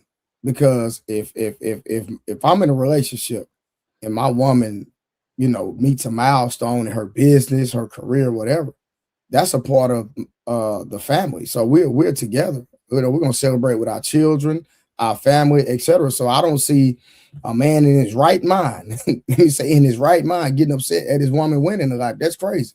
That makes absolutely no sense. And I don't believe that's the majority of men. It is. I think no. It's not the majority. No, come on now. Now, if you say a certain sector, why would you say the majority? I'm gonna explain why. And I'm not even talking about black. I'm talking about men. It is the majority of men have very fragile egos, and most of them don't even do well with women who out earn them, no matter the race. Why do you think that is? So hold on, just real quick. So again, why are we using the exception as the rule? Venus, do black women out earn black men? The ones I know, yeah, they be out earning their men. No, you don't. No, I promise you don't. Do. On average is what he's asking. No, not even the ones you know. No, not even ones you know. No, it's impossible. Yes. You in the tri-state area, right? Yeah. So you mean to tell me the women you know are out earning men in the tri-state area? Stop playing. Listen, I only know mainly entrepreneurs and Okay, so you educated people. think that there aren't men entrepreneurs in the tri-state area out earning the women, you know? Oh, for sure. All right then. For sure. That don't even make But no, not but this is what I'm saying. That's not most of everyone. Like I could point you to a bunch of men who are out earning their women, but then I could also point you to a bunch of women I know who are out earning their men. You see what I'm saying? So hold on, my bad. So you're saying their men is in the men they're in relationships with? Mm-hmm.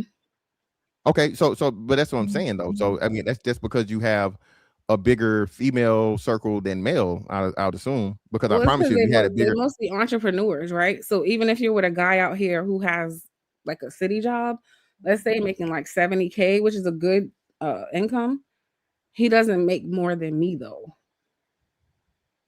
Okay, that's cool, but that's the dude with the city job. But what about the guy I mean, you got so many things up there, right? So you got Wall Street there. You got a lot of Fortune 500 companies there in that area, right? So even if you want to use the city job, which that would be considered government level state, right, salary, and that's a limitation on that. There are some men that work corporate jobs that get overtime, that get bonuses, that get different things, and so on and so forth, that are clearly going to out earn you. I know both. Like my brother's a whole stockbroker. That's a fact. But I'm just saying, I know women. So wow, I don't even know this, and your brother work on fucking Wall Street, so I know you're not nowhere close to what your brother doing. Oh no. All right then. But I'm saying I could point you to a bunch of men I am. You see what I'm saying? So that's what you want to know. The man, just one alone. Just so that's what I'm saying. So except you, this is where y'all claim black men. Well, no, Venus. Again, you got your resident, feminist black woman, black man hater hat on. That's your thing. So we know, Trey don't know this yet. I know this, right? So Venus, even in just minimal like investigation of this, I can disprove every point you make, Venus, because again, like I said, just knowing the region that you're in, those men are some of the highest earners in the country just because you have to for, cost of living. So even like minimum wage there and like, average salary and whatever is going to be extended and higher there in those areas because you need it to survive. Right. So yeah, everything may raise up. Look, you're counting the very successful men here, but I think there's more unsuccessful men. Well, that's across the board. Nobody. Unsuccessful. So think about women. that. Yeah, so but it's even more unsuccessful women. But think about it. But look, think about it, right? So we got like, I don't know, I'm just gonna throw a number, like 25% of the New York men who are probably making above six figures, right? I don't know, let's just say. Then maybe like the other like 50 to 40% of them might be like at 50, 60 or lower. They still represent majority of the people who are dating other people. So yeah, like the majority of the men here are not out earning, or like all of them are not out earning the women. No, they still are. They still are. Is it because again, it's just so Venus, it's like that across the country. You have very limited people once you get over six figures. I think it's like 15% for the country overall, and if you go to black people, I think it's like 10 or 9%, right? And even in that, right, it's like 7% of those 9% are black men, and then 2% are like black women. So even when you get to the upper echelons of things, black men still clear black women by a lot, right? Because that's just what men have to do. So okay, I figured it out. So you know what I think it is? The men who are employed are being counted, which makes sense. I think a lot of these men who I'm speaking about, I don't know if they're being counted. Does that make sense? What men are you counting? You talking about? Well, yeah. Clarify that. yeah. Clarify what you mean. The men, the between the men that are being counted and the men that aren't. What do you mean? What are we talking about? How are we classifying it? She go. I think she might have stepped away. Oh no, you know what? No, it doesn't make sense. Never mind. She don't know. That's why I asked her to clarify. I already knew she couldn't answer the question. That's why I asked her. But my point stands. I know women who are making more than their men for a fact. Same way I know men who are making more than their women. Venus, everybody can pinpoint somebody in that that makes more versus men versus women and women versus men. We all can say that. But on average, men make more money than women. What is your point? Black men, especially too. Make sure you say that. Black you good with the math. So tell me if I'm wrong about this. Okay, this is what I'm trying to say about it not counted, right? Venus, you have a cell phone.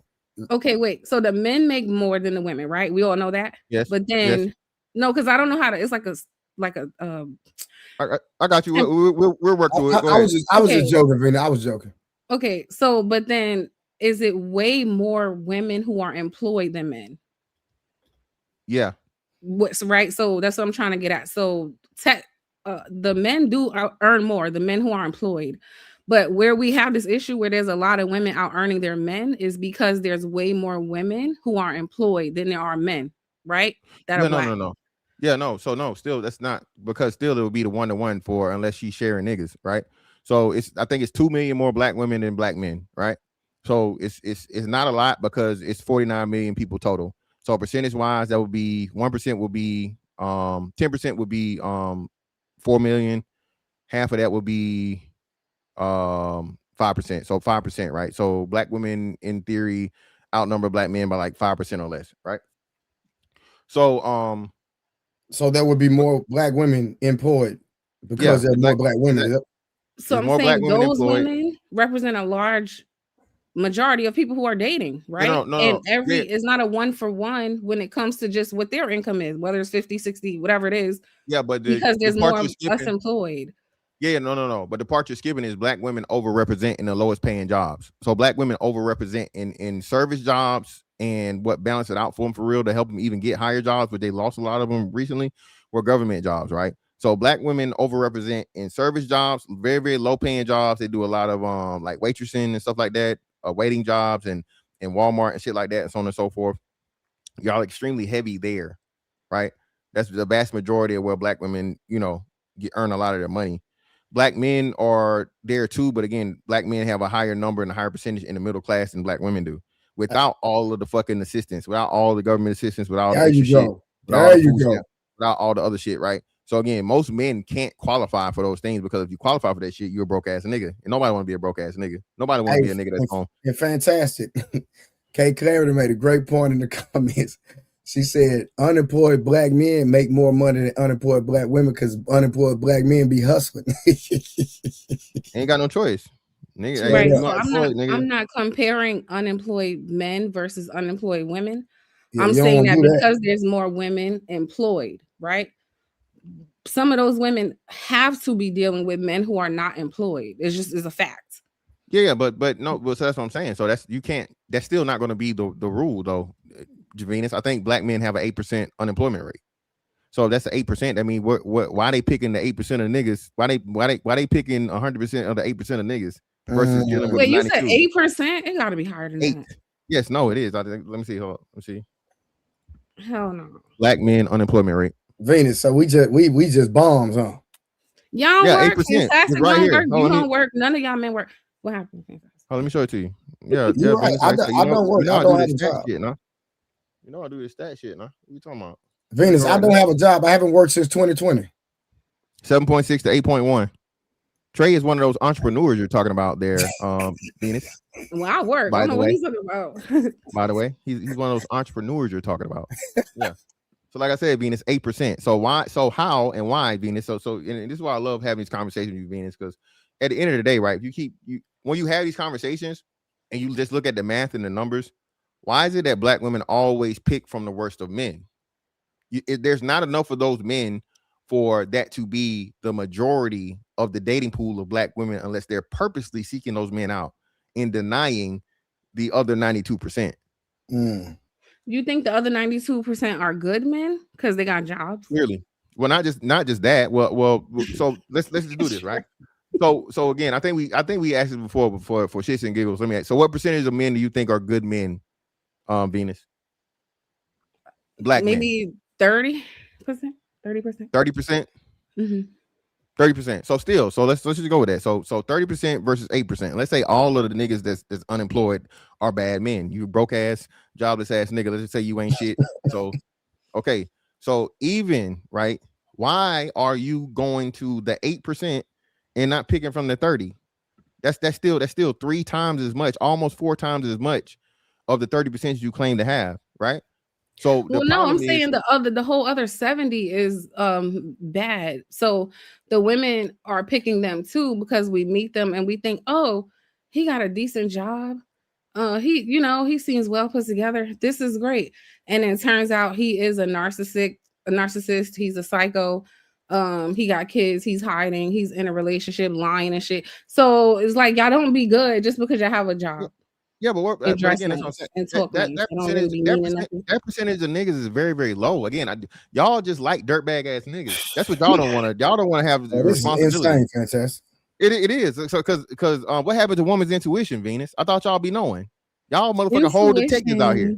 Does not mean psychic. Okay, there is a difference. Psychic. Hold on. Psychic. Hold on. Y'all be looking up niggas fucking information from their tag number. Venus, I know how this shit go. Hey, you know they got a friend that got all the info. Yeah, thank you. Somebody, hey, Trey. Somebody that work at the damn police department. Somebody that work at the Social Security office. Somebody, hey, a motherfucker that work at the damn at the emergency room. Girl, check his STD. Girl, make sure the nigga ain't got no STD. Come on, man. Venus, you can't. Venus, come on now. We true to this, not new to this. So y'all think niggas been lying since the beginning? It ain't just niggas. Niggas been lying since the beginning. Women don't be lying. Wait, women don't be lying. So you don't think that some of them might be halfway good at being deceitful because they've been being deceitful since they was 3, stealing crayons? I didn't do it, mommy. Y'all been lying. Women, the girls do it too. Venus, what are you talking about? They do the same thing that little boys do. Men have been lying since. No. They do the same thing. So, do you agree that little girls do the same thing little boys do? Yeah, the difference is the little girls. So why you want to pinpoint the boys? Like that don't even make sense. I'll tell you why. Venus. If we're going to talk about lying since the beginning of the time, let's go talk to Eve. May Eve come to the first step. Come here, Eve. Let me tell you what happened. She was deceived by. But okay, look. So the point is, the girls grow out of it because now she don't want to tell that. I just want to finish my point. Look, this is why we all know men are liars. Women don't have to lie to you to get in your pants, right? Everybody knows that. It's either you want to sleep with her or you won't. It's whatever. Men know if they say, "Hey, I have a newborn at home," some women are going to turn them down, and they don't want you to turn them down, so they're going to lie. If they say, "Hey, I haven't had a job in 2 years and I sleep on my mama's couch," she's not gonna want to smash. So men have learned very early in order to get access to women, they will lie through their teeth. Is it all men or some men? Yeah, it's so what literally about all y'all lie, like every single one. Ain't no all of y'all for one. We can kill on the y'all. Okay, yeah, y'all is wild. So first off, Venus, again, wait, and I'm gonna read super chat of this. First off, let me after that because she in the corner and we're gonna push her back in that corner. Yeah. So first off, Venus, again, why are you not asking these questions? Why are you giving your pussy up to a nigga that you don't know got a baby? You don't know got this, you don't know live with his mama. Again, if you don't motherfucking take time to investigate the man you give your body to, that's on you, baby. That's on you. Just like a nigga. Just like a nigga. The same black man who said they not waiting 2 weeks, bitch. What I look like waiting 2 weeks? Exactly, you ain't waiting for that shit. So y'all can't be the same group of men who Venus, refuse to wait. Then you mad at the women who don't make you wait. But Venus, the thing is, hold on, Venus, listen though, I'm not the nigga you talking about. I ain't got no babies here. I don't stay on nobody's couch. We don't know if you don't got no good babies. to go. I can tell you about it. It's impossible, Venus. You know the only kind of babies I got. You've been overseas too many times. I don't trust nobody. Babies. And I told my father the same thing because he a Marine. I said, I feel like you got kids in Vietnam. I definitely don't got none over there. Hell no, I don't even play like that. Y'all be having kids in other countries that y'all act like y'all forgot because y'all ain't going back. Venus, if you think I'm going, Venus, I don't even believe raw is law in the States. You think I'm finna go raw overseas? Girl, stop. No, ma'am. I ain't trying to get no motherfucking shit. You crazy. Let me read super chat, man. Shout out to Vet Life in the building for the 20 ball. Greatly appreciate you, brother. Big salute, fam. That's the thing. Most of us became red pill just growing up as black boys, soon to be a black man. It's not about women as some may tend to think. Mine started at an early age of 8, seeing how things actually are, man. I'm telling you, bro, that's the thing, bro. Shout out to Prime for the 5, man. BABG alumni, A1 Day 1. Tell her to define successful because statistically, black men make more than black women. All these women do is lie. Shout out to Black Kraken 349 for the 10. Appreciate you, brother.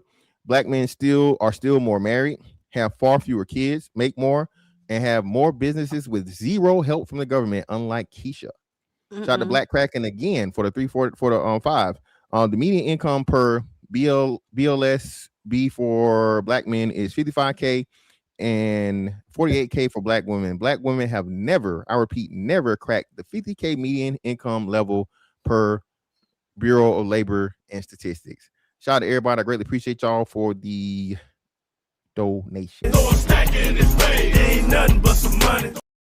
Hey, fantastic. Real quick, Venus, you say men have to lie to women, right? Y'all lie about everything. Okay, hold on. Fantastic. Hold on 1 second. Fantastic. Check your. I just screenshotted your text message. I don't even mind you reading it on live. You can read the whole thing on live. Oh, where? Okay. Hold on, but listen. What's the date on that screenshot? March 29th. That's what 3-4 days ago. That's a married woman, FYI. Read it. I read it on live. Sleep. And this is her sitting to him. Sleep? No, what's popping? What you doing? On my podcast, my son here. It's okay. We can plan something later. Yes, indeed. Because I never forgot. Did I contact her or she contact me? She contacted you, brother. Wait, hold on. I don't understand the context. She was trying to come over, Venus. Are you in a relationship or something? I'm single and she's married. Wow. So I feel like, but by the time a woman get on that level, you talk bad about men. Her husband did her so dirty at this point. Nah. No. Her husband ain't did no. Her husband ain't did nothing to her. How you? I think you muted, Fantastic.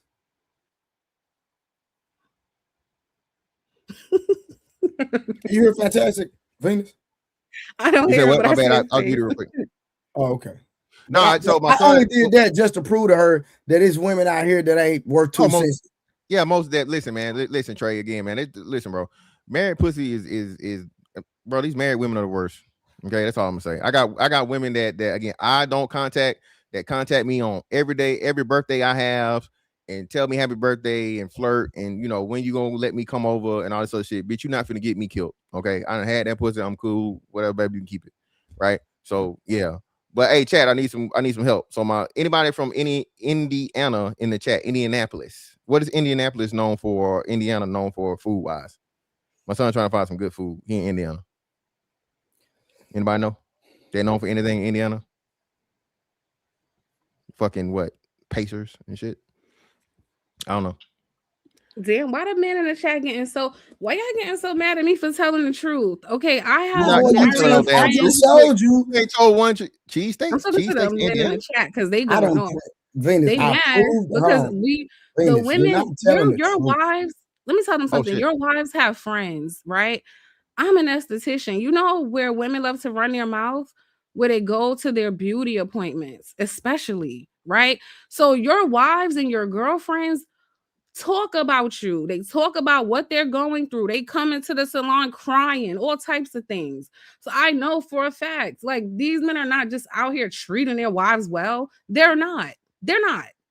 Most of them won't even babysit. And I shouldn't have to say babysit. Most of them won't even watch their own kids.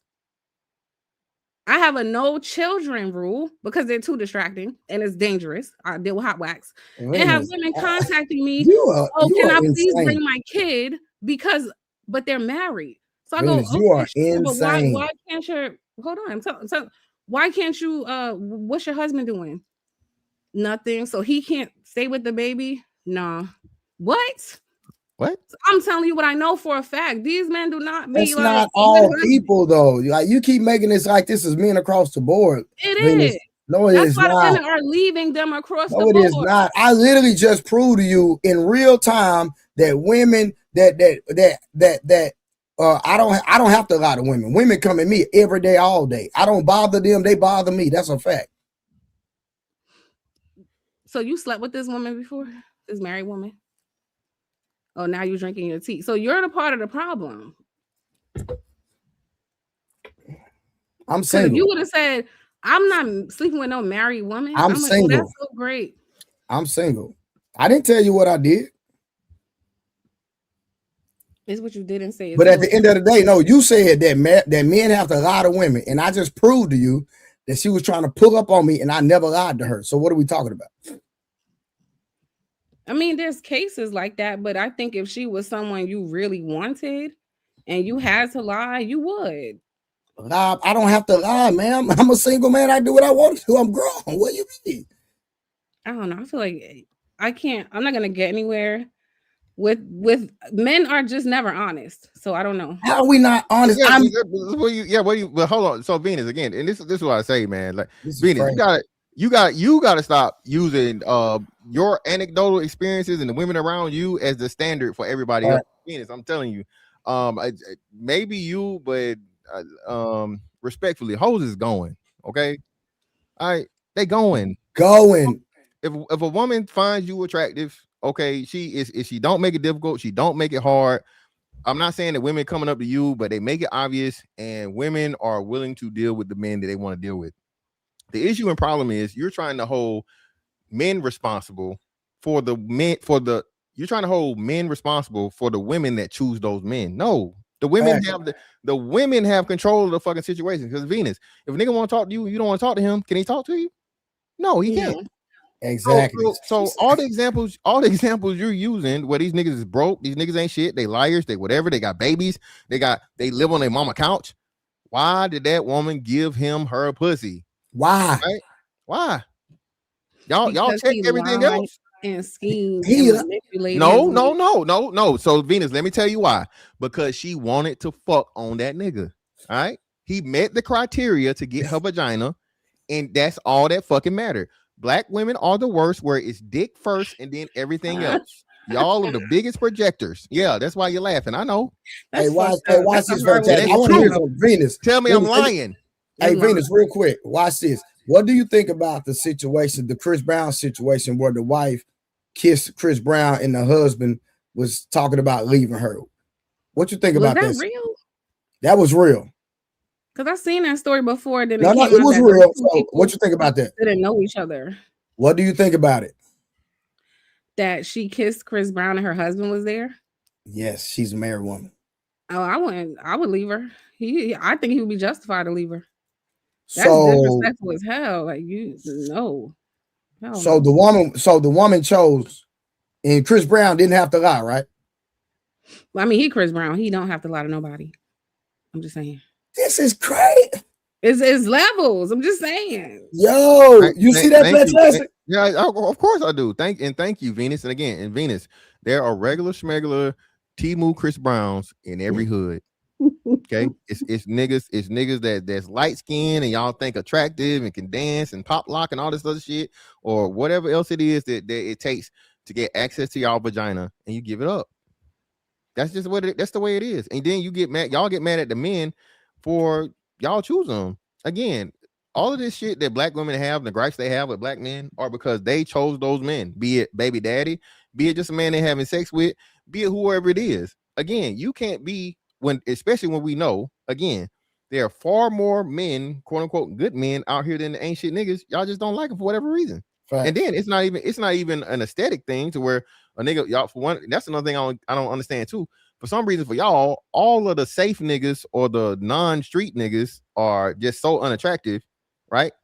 But the street niggas is y'all's prerogative and what gets your pussy wet. So again, it's like, hey, you want to know why? I thought about this. It's not that they're street per se. I think it's the display of masculinity that the women are turned on by. Tell us more, Venus. That's masculinity. Let go. No, right? Because like as a mature adult, I understand a lot of that is actually over emotional men, really. But the idea that this person can protect you, even if he can't, right? I'm just going with like the imagery. The idea that this person can protect you, women, that's a natural thing for women to want. I'm sorry. That's why it don't make sense to y'all, but that is no, it makes perfect sense. Women. Hold on. No, it makes Venus, it makes perfect sense. I greatly appreciate your honesty. So Venus, this is the problem, right? You guys only understand protection from a crash out standpoint. Venus, I promise you, I shoot better than 90% of street niggas. Facts. Venus, I'm not no fucking professional, but I got hands. I can protect myself and you. Venus, my presence alone if you walking down the street with me, Venus, niggas not fucking with you, just in seeing me. Right. So but again, you're not the person I would put in that category, right? So you're talking about people who come off Okay, like they're watch this. not Hey, Venus. protective. Venus, Like, I train professional fighters, right? So I just got a new fighter that I'm training. He's an Arab from Saudi Arabia. The nigga look super duper like. If you see him, you be like, he has no hands. He can't protect you. None of that. But let a hood nigga get out of line. I promise you, he gonna take him through there. But if you see him, you look at his aesthetics. He not ratchet. He's very soft spoken. Like, hey, how you doing? But this nigga will beat the brakes off you. So y'all got to get this out y'all mind. I believe you, but look, it's you added in another element, which is culture, right?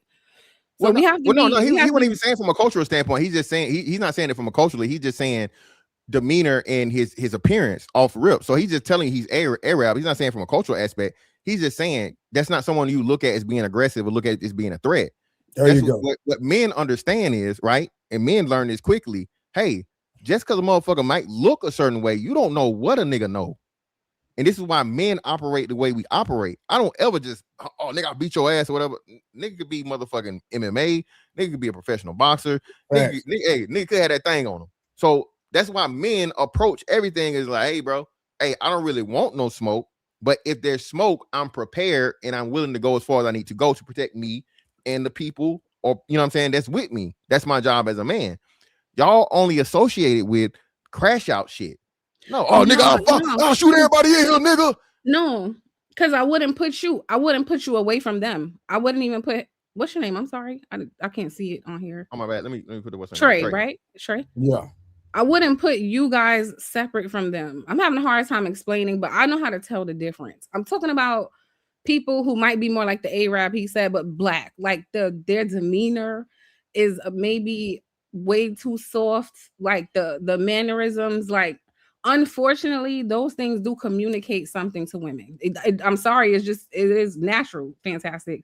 So that women don't like that. Same way you guys have things that you find like sexy. Yeah, you might find different kind of women attractive, but you might have people that you find way more because of certain things that are super soft about her. Women like the opposite. No, not women, black women like drug dealer, killer, gorilla niggas. That's what y'all like, and it's okay. We already know this. I'm just glad you look at like the bad boy aesthetic, or I guess even from TV and everything, that was even a white people thing.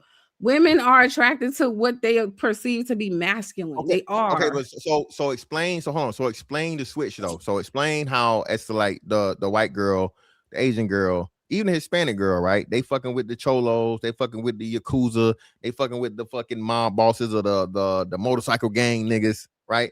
They fucking with them up until like a certain age.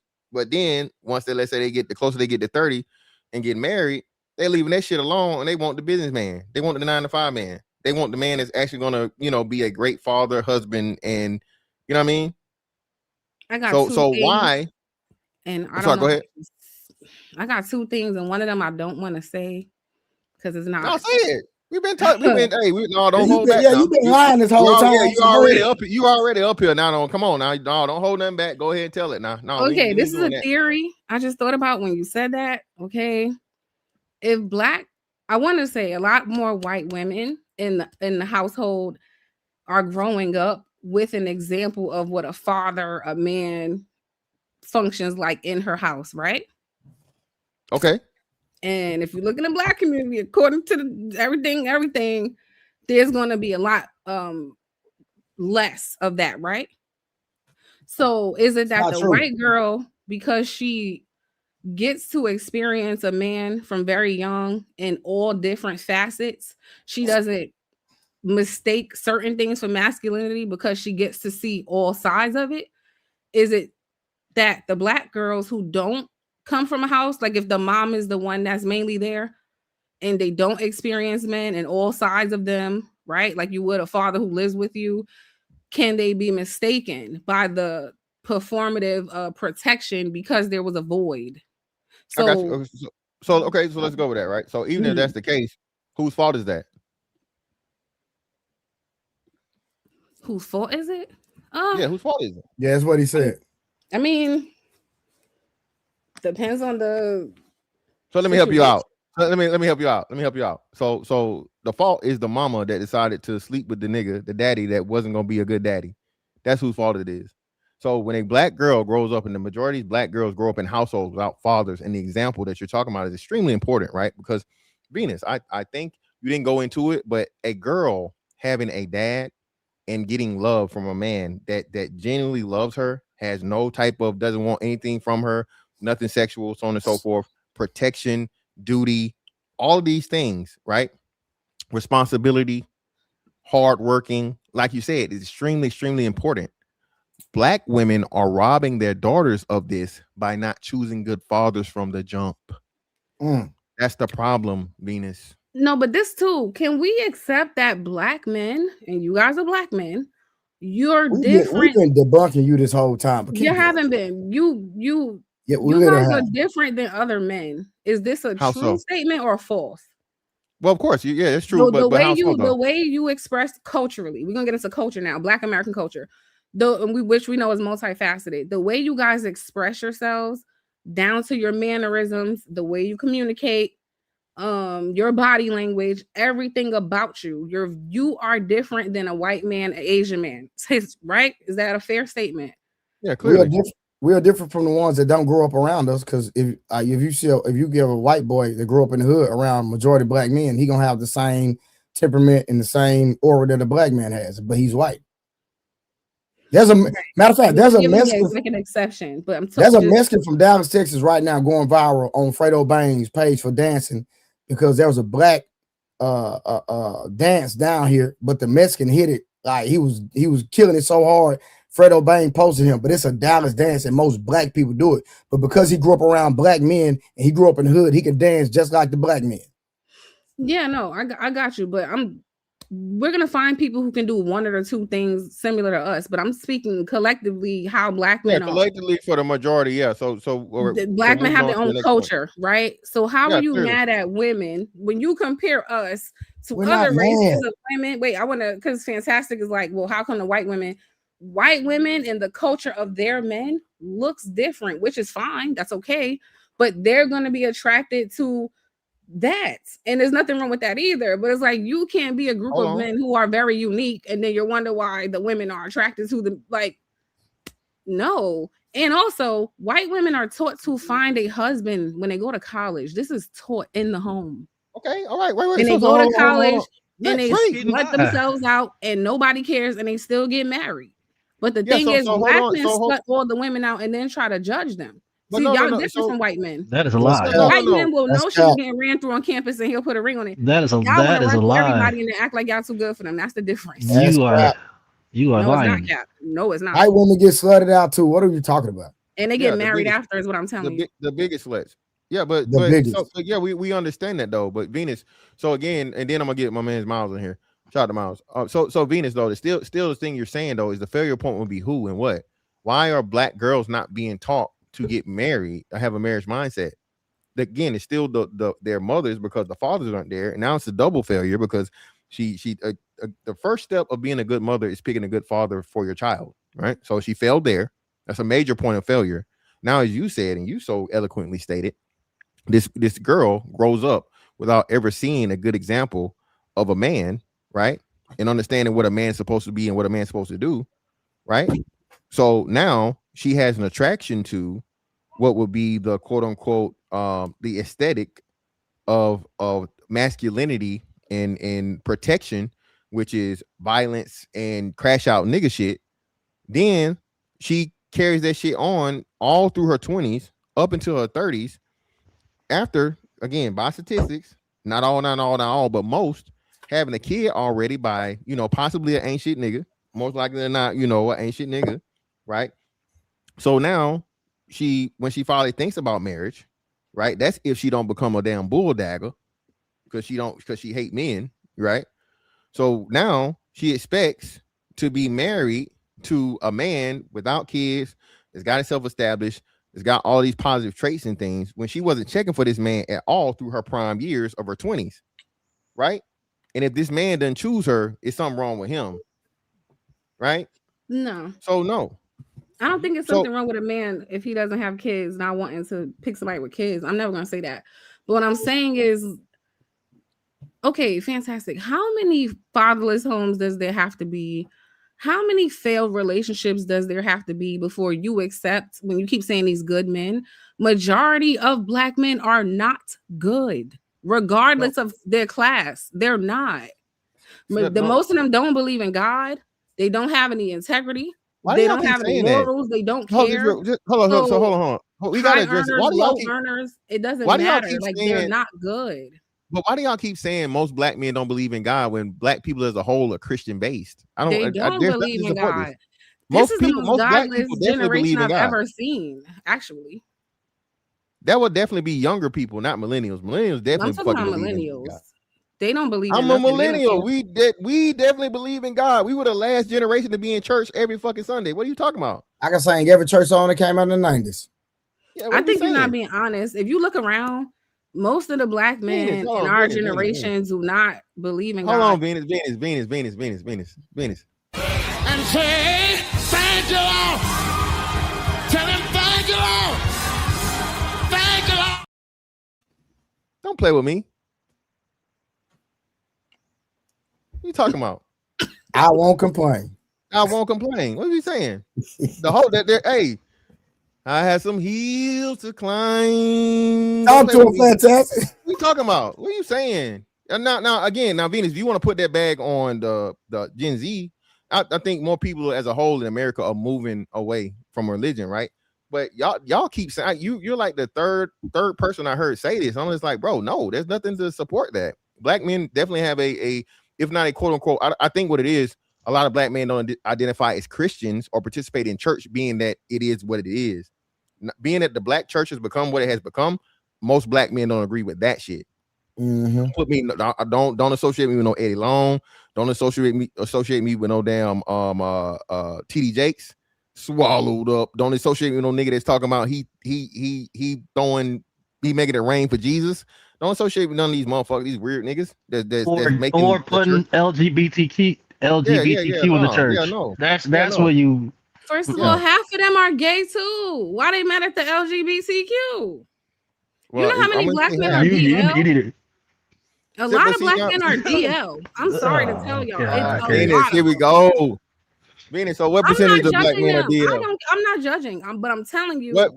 There's a lot more gay men than you want to believe. Fantastic. And Venus, you should judge them. You should judge any man that doesn't want to live his truth, as y'all say. Any man that's out here, any gay man, okay? And Venus, you do understand that a DL man is a gay man, right? There's no bi man. No bi.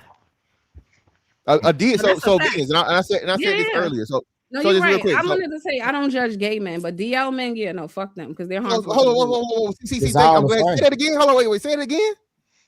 Openly gay men, I respect them. DL men are a problem. Okay, but hold on. What is a DL man? Is a DL man a straight man pretending hiding that he gay, or a gay man living his life as a straight man, usually with a woman and a gay. kid? So hold on. So with a man. Venus, you literally proving my point, and this is one of the biggest problems and issues with the Black community and identification of why straight niggas have to protect what straight niggas is. Venus, guess what? There's never been one straight DL nigga in history. DL niggas were gay niggas the whole time. What y'all did though was y'all made it seem like the DL niggas were straight niggas hiding their gayness. That's never what it was. Them niggas was gay and they were scared to motherfucking live their fucking gay life. So it wasn't no motherfucking. You said what we did? Who? Yes. You think they scared of us or they scared of y'all? Right now. Wait, you think they scared of us or they scared of y'all? Venus, you did it in real time. Hold up, you think these men are scared of us or they're scared of you? Scared of who? They're scared of what men think. No. Listen. That's why they're being secretive. No. Listen, Venus, a brotherfucker is a brotherfucker. Nigga, you ain't got nothing to do with me. Whatever you want to do, your business is your butt. Is your business is your butt. It ain't got nothing to do with me, brother. I'm not. Listen, I ain't got nothing to do with that. Straight niggas and gay niggas are nothing of the same. This is where y'all get the shit fucked up. This is why we always had this. Y'all are very similar. Can I tell you how? No, we're not. Let me tell you how. Okay, this is my last point. I know there's other people here. I'm gonna tell you how. This is this is why there's DL men now. You know what the DL men and the straight men have in common? Nothing. They are misogynistic. I always say this. Gay men can also be very misogynistic. This is insane. But they your best They friends. prey on Yeah, women. y'all, hold on, Hey, facts. Can I finish? Facts. They best friends. Wait a minute. Venus, yeah, hold on, and then we gotta get my man Miles in here. So Venus, you know why I did Venus? Did you see the thumbnail, Venus? Gay niggas are y'all tag team partners against straight niggas. I'm telling y'all, no. Let me tell you how messed up gay men, and I don't want to say this because I know some really decent people who whatever, but I think DL men and straight men have a lot in common because they both like to prey on women. They feel entitled to women, right? They don't feel like she needs to know the truth, that he's putting her health at risk. They just look at her like utility. She's the heterosexual man looks at her like utility on some, she'll cook for me, I like having sex with her, cool, and I don't care about her. The DL man looks at her as, well, I'm just going to use her as like my beard to cover up what I'm doing, and I still get to live with a woman and get her to do domestic labor for me while I sneak off and sleep with men. Both people are using the woman as a utility. That's why I said you both have a lot in common. You're misogynistic and predatory toward women. And then the openly gay men are also misogynistic. How you gonna ask me a question like that? How do you marry a woman and then turn around and let a man bend you over? Ain't nobody bending me over. Oh, so you doing the bending? Really, Venus? Really? Venus, that your beef is with them gay niggas pretending like they straight. They ain't got nothing to do with straight niggas whatsoever. That's where y'all, and this is why straight black men, we have to protect our image and we have to let it be known. I ain't got nothing in common with a brother fucker. Nothing. No, his definition of manhood and masculinity isn't even the same as mine. It doesn't align. Y'all treat women the same. Y'all be lying to them, using them, taking advantage of them. Competing with them. No, none of that. But let me get Miles in here. Miles, go ahead, brother. What's up with you? Well, for one, the only thing we think about when it comes to a dick is our own. We don't think about anything else besides our own dick. I'm just gonna say that. I only care what's in between my legs. I don't care about no other legs. And the other thing was, the only thing I would say before, like when you were talking beforehand, the women, y'all need to understand not to put a dude in a compromising position where you either have to yell at him, berate him, talk down on him, disrespect him, and understand that when you do that, you still suck his dick. So when you do all that, you still suck his dick. So you can say all that, but you still gonna end up doing that. That makes you look bad, worse. Yeah, that's a whole nother thing too when it comes to that, where y'all want to expose these niggas and he gay and he this and he that. Bitch, how you didn't know? How the hell you didn't know this? You saw them circles in the front of his drawers and you still fucked them. Bruh. That detective work gone, ain't it? Now you got negative TNT cells and now we supposed to be mad for you. No, baby, you got y'all listen. Venus, where y'all fuck up is Look black at the women. movie. Did Janet know? She didn't know. She really thought she had a straight man in her house. Actually, no, hold on, no. So Venus, no, Venus. Remember now, Venus. Even though I just played that part, remember before she did that, she said what she said. Now she said, "I see the way you look at the limo driver. I saw it, but I ignored it." So no, she had the signs and she fucking ignored the fucking signs. And Venus, that's before another thing. Before the marriage or after? Hold on. Regardless, Venus, listen, Venus. One thing a bitch ain't never ever told me is she got even vibes from me of being a brother fucker. We never tell men that. We just like get away from them. Like when you pick that up about a man, because that could be dangerous for you. So when a woman picks that up about a man, we don't tell them. We just kind of figure out how to break it off. Venus, I've never had that problem ever. I've never been confused. I've never had a motherfucker gaydar go off around me. I don't play that shit whatsoever. That's what I'm trying to tell you. A straight man, a truly straight man by definition, has absolutely nothing in common with a motherfucking nigga that's getting penetrated by other niggas or penetrating other niggas. Either or. A man that's dealing with men sexually, we have nothing in common. Let me read this real quick. Shout out Detroit, XRP 313. Appreciate your brother. Black women are the worst than Leopold III. Did black women volunteer to abort 25 million black babies? Indeed, they did, brother. Shout out to man Jay Miller in the building, man. Jay Miller for the 5. Appreciate you, brother. Saying you're attracted to the worst black men, then blaming the majority of black men for their actions is insane. Most of y'all are Pure trash. delusion. Y'all are mostly trash. Ain't nothing but some money.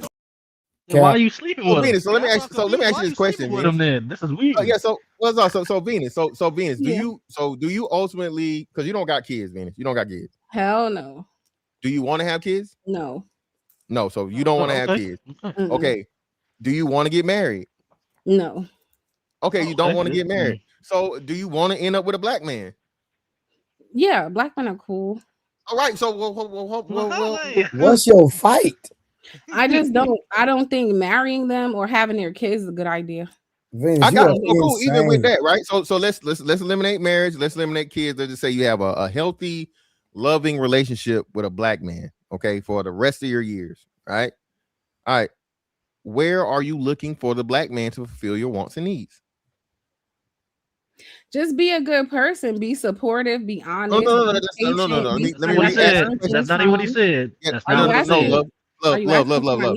Like, what do you? You misunderstood my question. Let me reiterate it. I said, where are you looking for the man, the black man, to fulfill your wants and needs? Where are you looking to find this man? You didn't tell me. You just told me about some more shit. Okay, sexually, financially, mentally. No, like where are you going? What locations? Like what locations? Yeah. What locations? What areas? Oh, I go to speakeasies. I go to a club, lounges. Yeah, basically a club. Those a bit more fancy. A club. I go to museums. Nightlife. That's all I'm hearing. Nightlife. Clubs. Exactly. Nightlife. Straight up. She don't want no man. Yeah. Fuck.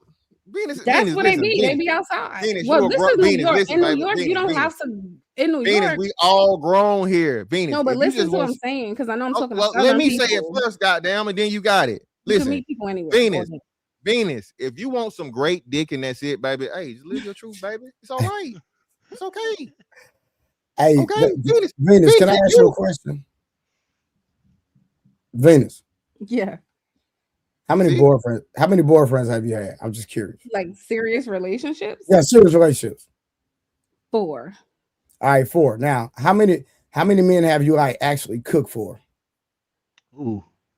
3. Damn. Now hold on. Hold on. I got one more. Now, I'm gonna make this statement. And you don't have to give me a number. Is it safe to say that you've had sex with more men than you cooked for? No. Clearly. You a damn lie. You just said 4. You just said, yeah. You've been with 4 men. What are you talking about? Like that I just proved no. You said you've only been in 4 relationships. You said you only cooked for 3. You only cook for the 3. You only cook for 75% of the niggas. Make sense. That first relationship, I was a teenager in high school. I wasn't cooking for no damn body. That's not okay. So you got 4. So is it? Hold on. So you got 4 bodies. Is it safe to say?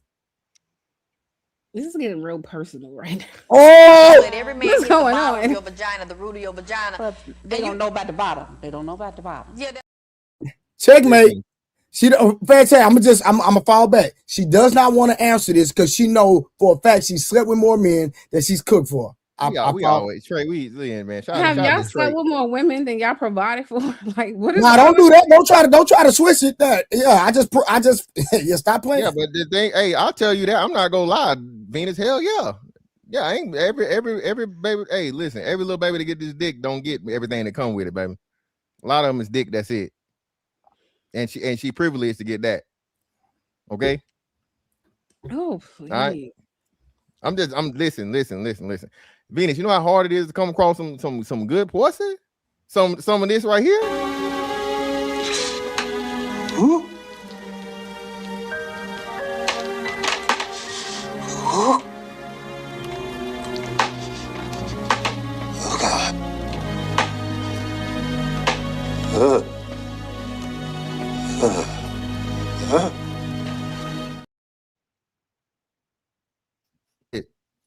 most of the motherfucking work. Shit. That's how you be looking with. Hey, when it's good, hell yeah. If it's good, shit. Yes, ma'am. That's all. Hey, see, Venus, that's the one that get to stay around. She get to stay around. I mean, she might get a little extra. That shit just like, whatever, and like, that's what I'm saying, man. Or she cook real good for you. She cook real good for you. Hey, see, Miles, she don't even see, Miles. That's what I'm saying. She done fucking cook for 75% of the niggas she done dealt with, and just listen. Lord, hey, you know what's better too, Fantastic? When she cook for you and she watch you eat the food and ask you how it tastes, and she get pleasure in giving you pleasure, nigga. God damn it. Hey, man, care about your well-being, Miles. Make good, nutritious meals, make it taste good, all this shit, brother. You know what I'm saying? Damn, man. See, listen, man. But Venus, listen, baby, listen. Venus, at the end of the day, you control your destiny. All right. And we greatly appreciate all the truth you told today. And what I think you're a great representative of is black women, all black women having the same control that you have. If you dealing with ancient niggas, if the shit is not the way you want it to be, it is your choice to make. It is because you're making bad choices. I promise you, there are some regular fucking versions of Chris Browns. They're tiers of niggas. Venus, right? No, but that's why I told you they're not good just because they're not horrible. You see what I'm saying? Like, okay, there are men out here who go to work every day. They're decent people. They're not bad people, but they just may not be compatible with you. Like, they're not interesting. They're not mentally stimulating. They're not consistent enough. They're not like there's other things that make a person. You are a red flag. Oh well, it's what it is. Your legs most of y'all wasn't shit. No, you're a red flag, and the reason because me sitting here listening to you, there's no way a man can please you. It's not even possible. That's not true. No, I'm telling you, you're so indecisive. You double talk. You lied. You came back recanted statement. When did I lie? Crazy. I don't lie. When did I lie? And when did I double speak? Literally. You guys don't have the ability to think about nuances. So it sounds like double speak to you. Okay. You guys thinking like very one-dimensional, like, well, if he's not bad, then he's automatically good. And in real life, that's not how the world works. There's a spectrum. All right, Venus. Hold on. Shout out to unspecialists. Stop the cap, Venus. How many men, what percentage of men are attractive to Venus? What percentage of men are attractive? Yeah. I want to say like 40%. 40. Mm-hmm. So every 4 out of 10 niggas actually, you think look good. I could say, I want to say 50. Yeah. Half. So you making it worse for yourself. So you saying half of the men are attractive, right? That would meet your standards of attractiveness, right? You mean to tell me you can't find good men out of half of the niggas? Right. And remember where you at. Hold on. Remember, you're in one of the most like deeply populated motherfucking diverse areas in the country. Diverse. So I'm gonna bring that 50 down. I'm thinking about it. That's not true. It's probably like 30. Oh my God. Look, I just told you she was indecisive. Fantastic. Hey Trey, I'm not used to thinking about men and numbers. You ain't said one thing wrong, Trey. Trey, you hadn't said one thing wrong, brother. Well, anyway, fantastic. I'm gonna drop down after this. I'm gonna answer your question. Right. Okay. Even if it was 5 out of 10, you guys are ignoring what I said before. It's the same. Think about it how you would look at a woman you found beautiful, but then you would say, oh, she was beautiful until she opened her mouth, right?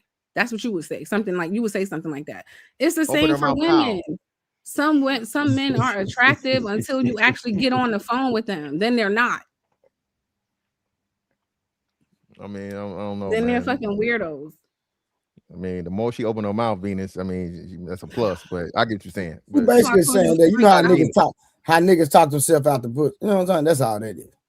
Yeah, shout out to Venus, man. We appreciate your honesty and your representation here, Venus. It was needed, man. It really was. We learned a lot today. And you just, you know what I mean, still, man, a lot of my points, right? And most importantly, like I said, the DL shit.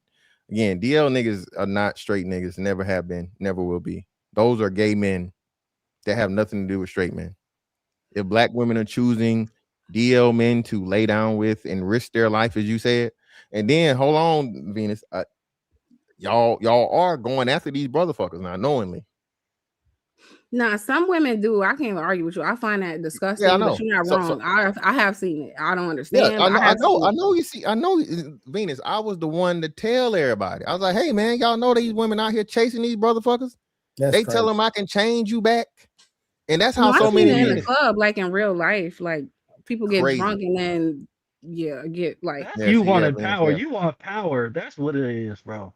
They 100%, want power. They'll Miles. You're obey. 100% correct. Oh my But I would god. bring back But up guess next what, time about Miles? She's gonna repeat. assume power and then get tired of the man she's dealing with because she's so indecisive. She don't know what she wants. Why are you saying I don't know what I want? Because I said you don't, Venus. You don't. I'm sitting here listening to you. That's crazy. But y'all have a good night. Okay. You too. Happy Sunday. Yep.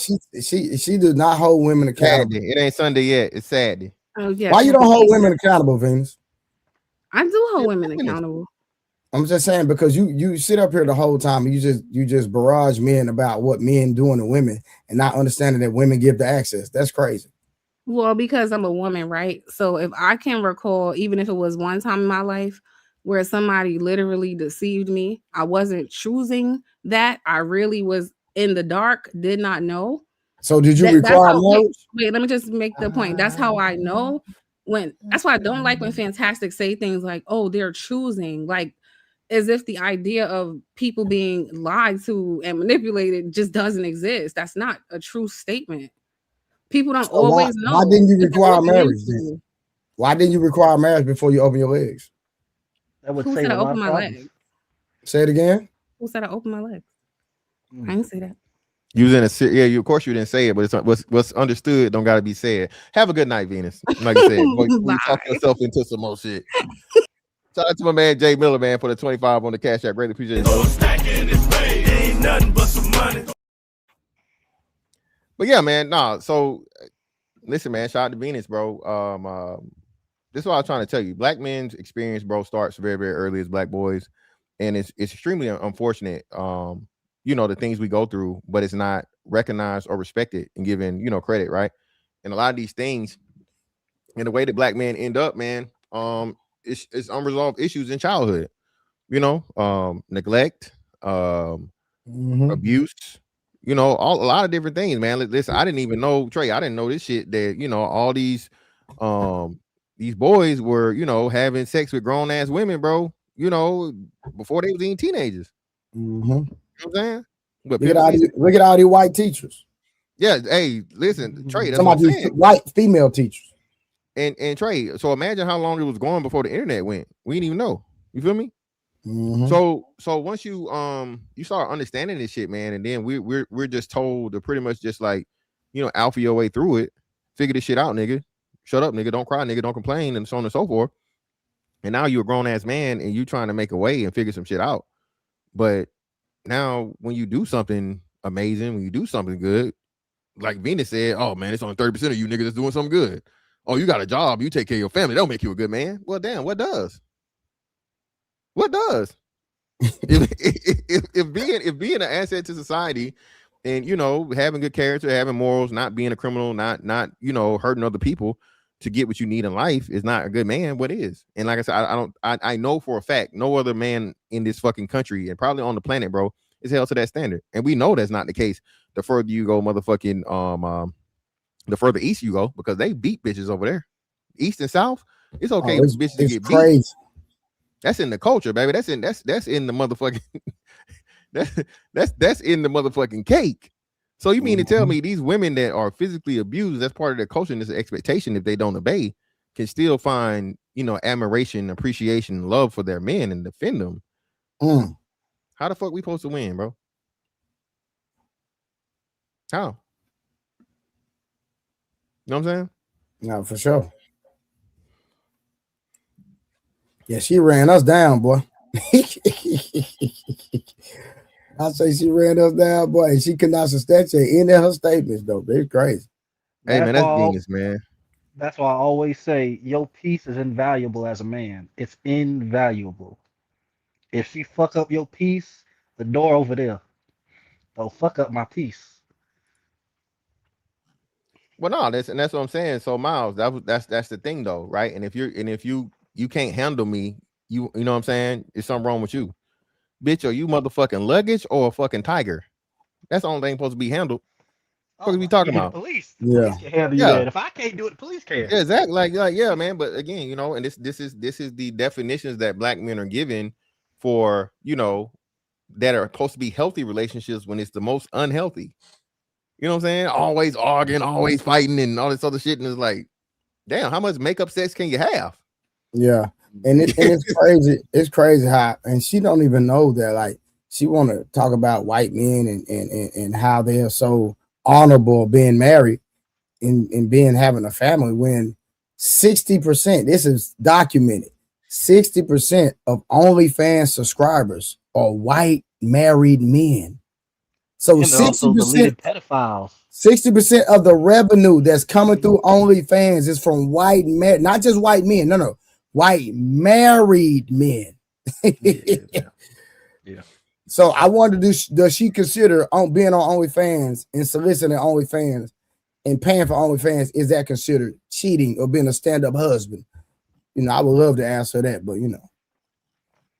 Yeah, man. Shout out to Venus, man. Protect black women for the 10. Appreciate you, love.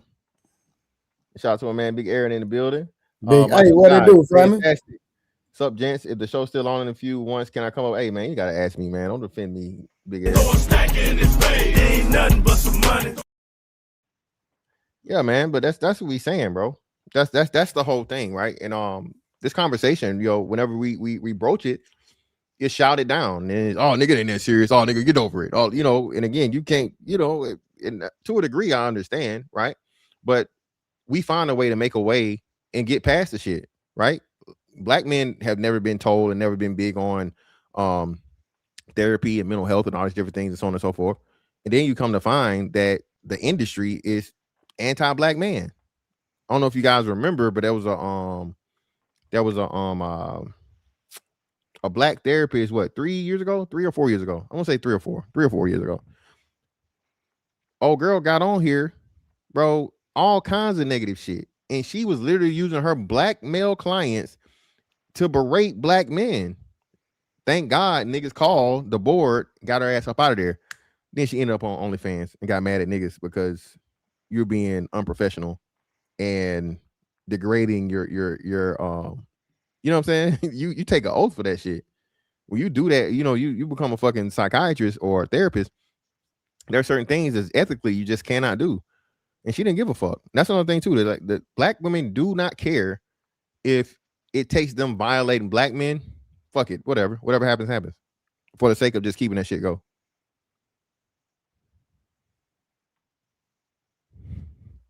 Just wait, fantastic. Once this AI gets even more advanced over the next 5 years, ooh boy.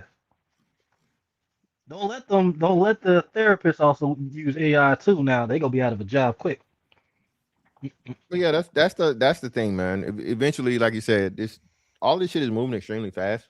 And the relationship dynamics, black men are being discovered by everybody else, bro. Again, the propaganda, that too. Not even to mention the national and the global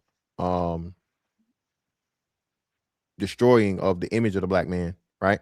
Even as boys, right?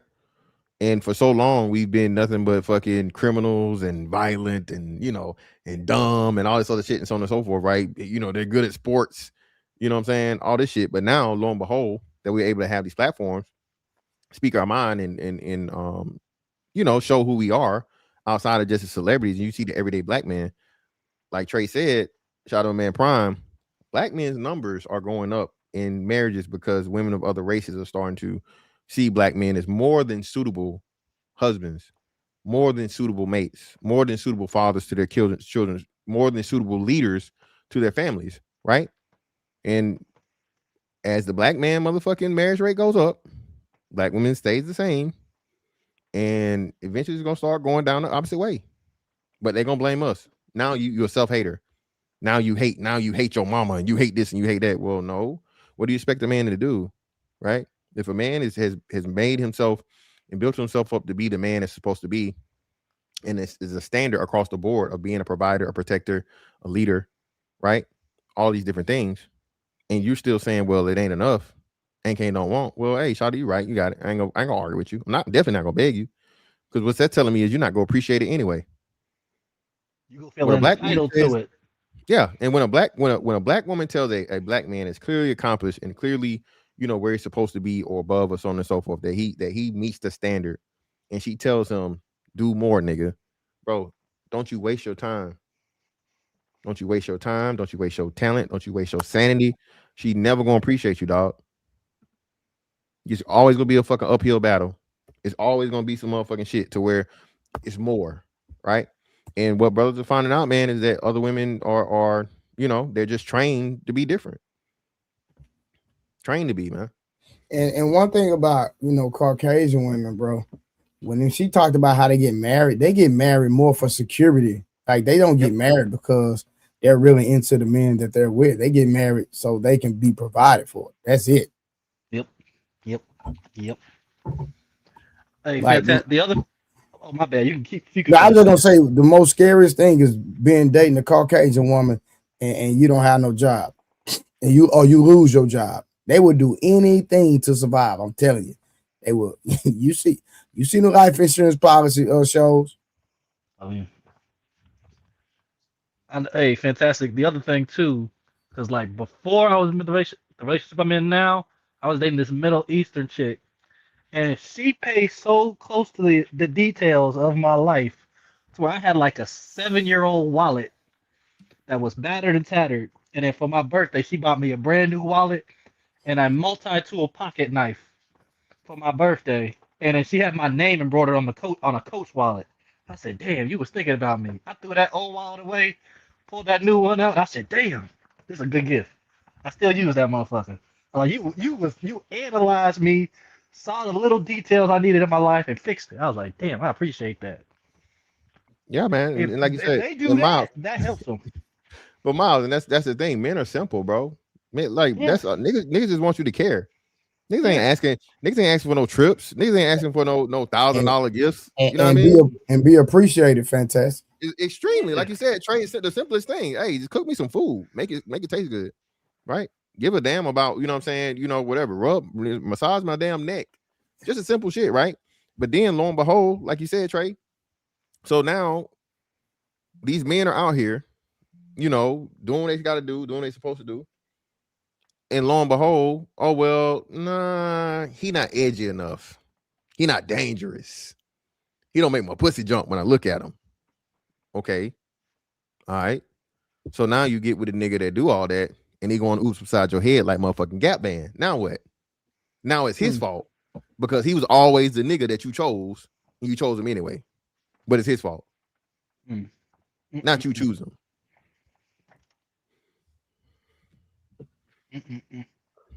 Crazy, man.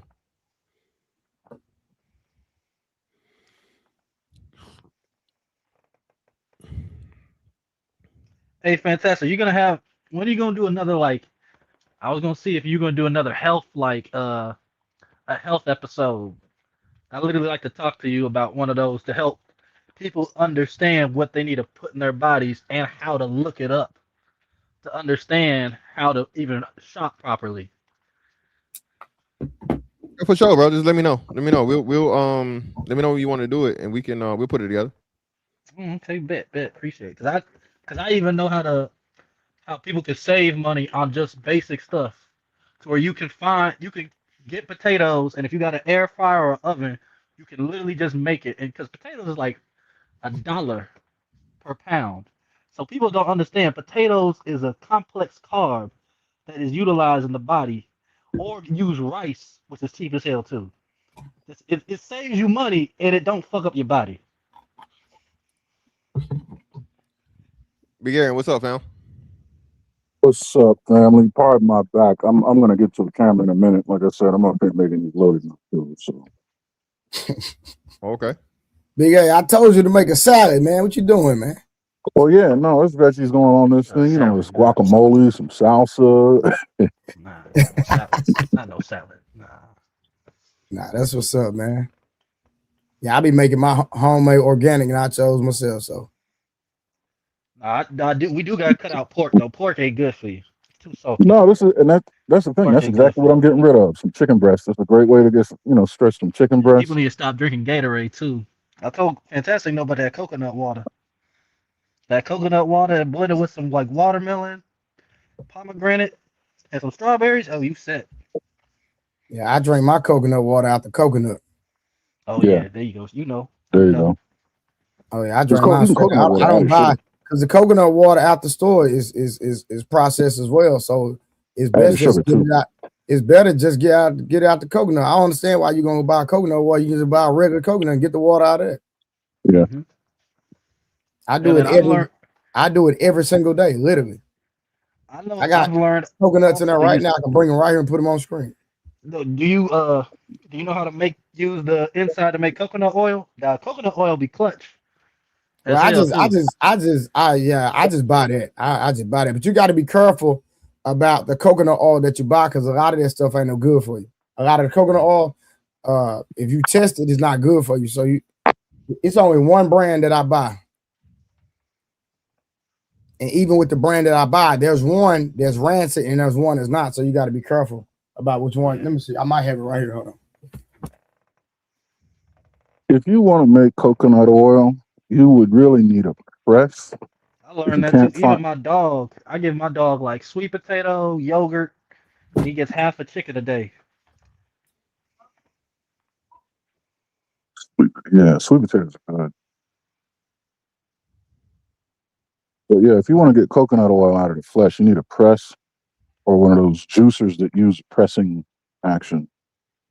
If not, you're gonna have to blend it, run it through a cheesecloth, let it sit there for a week as it drains. It's too much.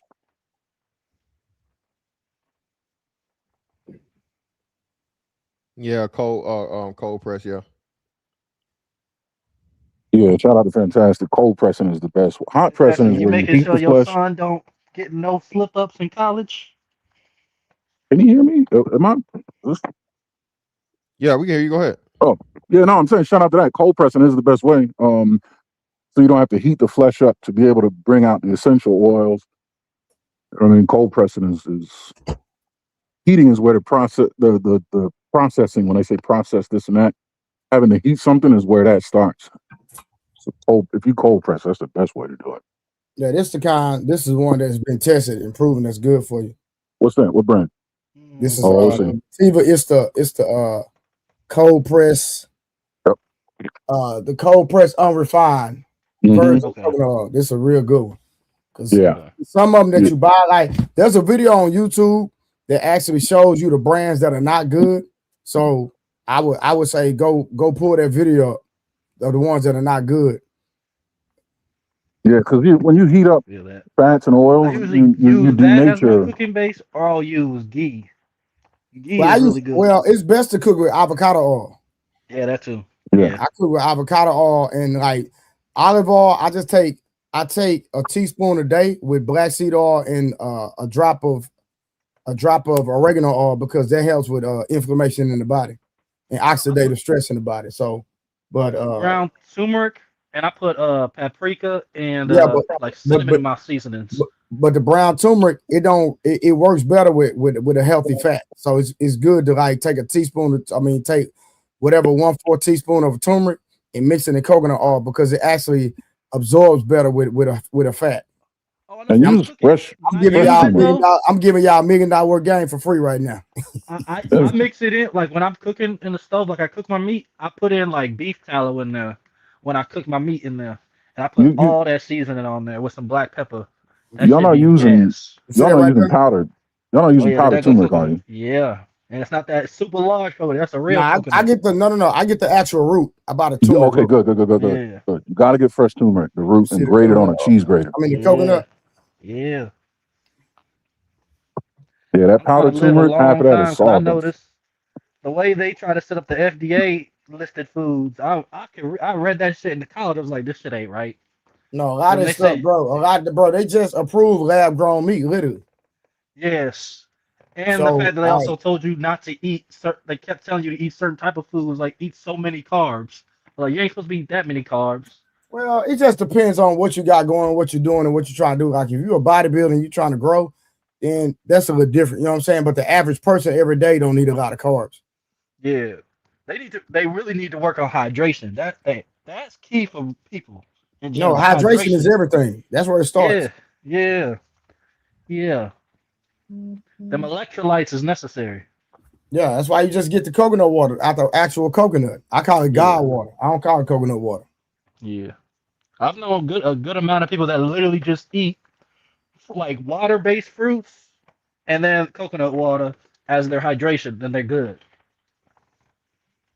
Yeah, most people don't even understand, like, you need more than just water to hydrate. You gotta have potassium, Facts. sodium, potassium, You sodium. muted, Like I Fantastic? said, Gatorade is trash, bro. Gatorade is the worst fucking shit Fantastic. ever. I That's think the you weakest. muted. No, Am he's I not muted? muted because I can hear him. I can hear him. Oh, He's you not can't. muted. Miles probably can't hear me. Oh, he's talking. I was gonna say I don't think he can hear me. I can hear you too. I can hear both of y'all. I can hear Yeah, I hear both everybody. of y'all. Can he hear me? Yeah, I can hear you too. You can't hear me? No. The other brother. Yeah, Trey can hear you too. No, I know Trey can hear me. You That's a talking third about brother. Miles. Miles. Okay. Miles, can you hear Aaron? I can't hear him though. What's going on? Yeah, Miles can't hear none of us. Miles, drop out and come back in. Tell him drop out and come back in, Trey. Hey, go out and come back in, brother. Yeah, hold on.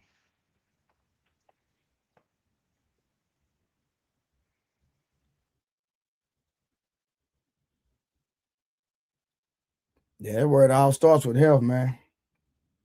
All starts with health, man.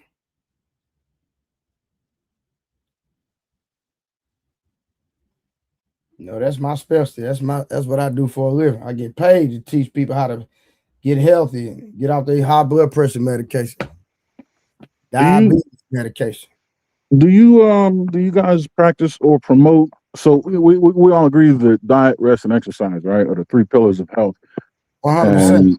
And the top of diet would be, intake and use of hydration, and then nutrition, right? Right, But even there's a level above that, breathing. The first thing you lose that will kill you is air. Mm-hmm.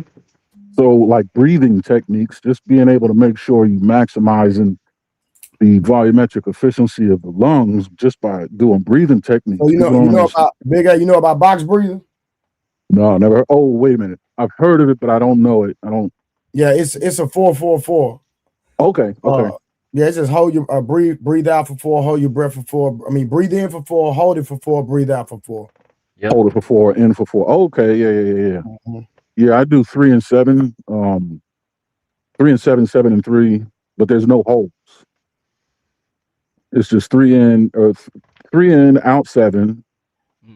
Okay. In 7, out 3. So like you get two directions. One direction is using force, the other direction is using depth. Mm-hmm. How long you do it for? Like, what's the time duration? You only do this for like a couple minutes, like maybe 5 minutes. Not even 5. You'll hyperventilate if you go longer than just a couple minutes. Yeah. Some of those breathing techniques for sure you'll hyperventilate. That's a fact. You'll blow out. Yeah. I learned that. That's true. Yeah, you get all busy. Yeah. But you can over oxygenate, you know what I mean? But that's not, you know what I mean? That's kind of what it's about, though, is to make sure you strengthen that diaphragm and keep, because the lungs ain't nothing but a sack of rubber band walls, you know what I mean? Keep them nice and pliable, the elasticity. And just talking about affordability, the reason I buy these, right? So there's a health food store not too far from me. It's $149 for a coconut. If I go to the store, I get Gatorade, what, $3?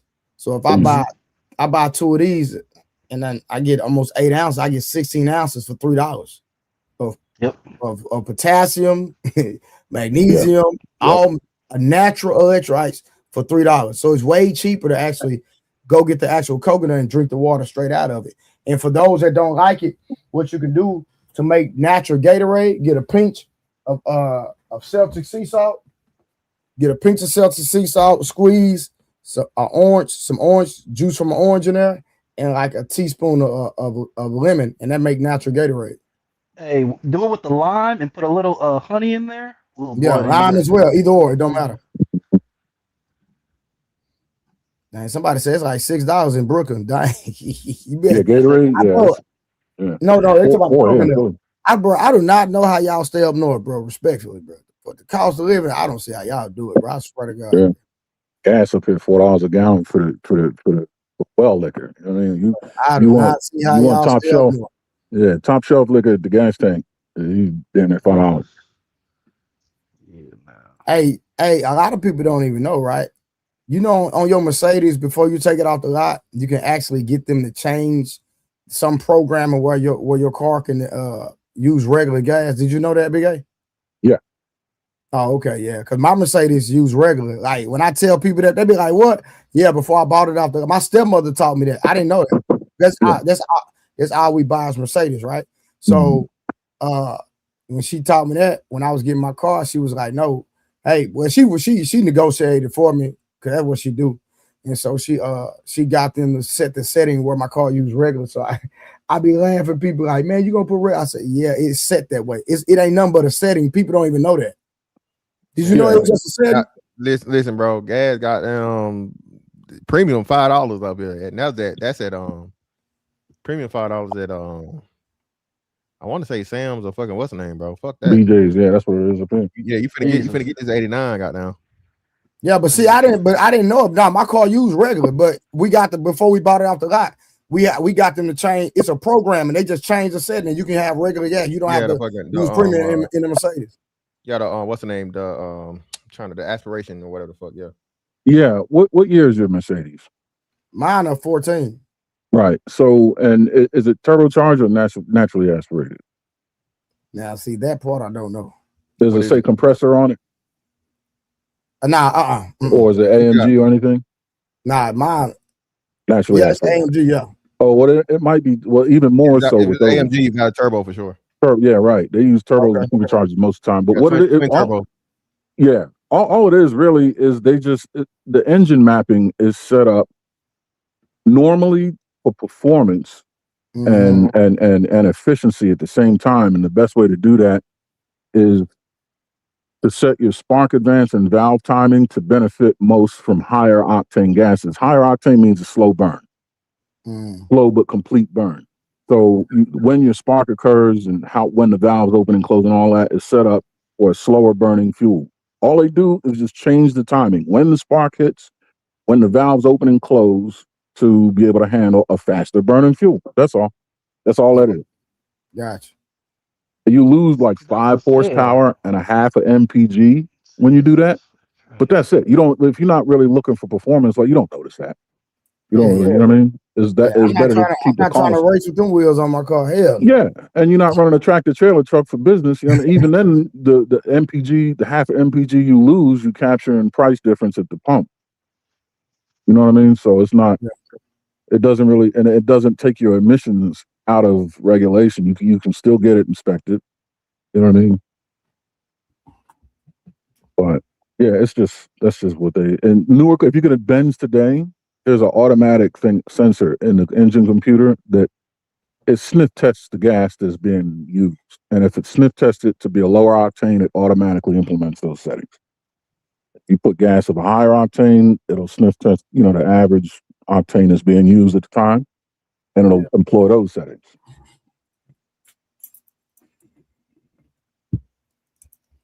But yeah, older cars, they didn't do that. Yeah, people don't know. Go when you ask your dealer, they can plug into the laptop and the computer and make a few changes. It only take like 10 minutes. Hey, Aaron. Yes. I got a question for you, especially because you're the guy that's more into like the science side of things and like the robotics and like those type of things. Yeah, physics, anything mechanical engineering, physics. Yeah. Do you think we're getting close to the point where we can have like robotics that can analyze our bodies and become like our own doctors? Like, there's a movie called it was a Disney Big Hero 6 where they made a robot that could scan people and analyze their vitals, their medical history, and all that. Do you think we're gonna get to that point in the next 10 years? No, we're already there. Oh, we're already there. Oh, wow, shit. That's crazy. Wow. Oh shit! I didn't think we were already. I thought we were gonna get there sooner because of AI, like in the next 3 years. I didn't know we were already there now. The only thing is what may separate where we are now is from what you saw in the movie is just packaging. Okay. instead of it being a device that's next to you, or put in a package that look like a man or whatever. It just may require a little bit more from the packaging. But if you think about it, they have scales that you stand on that have metal contacts, or when you go to the gym and there's equipment that can read your heart rate, and they can tell the amount of oxygen that's in your blood just through a metal sensor.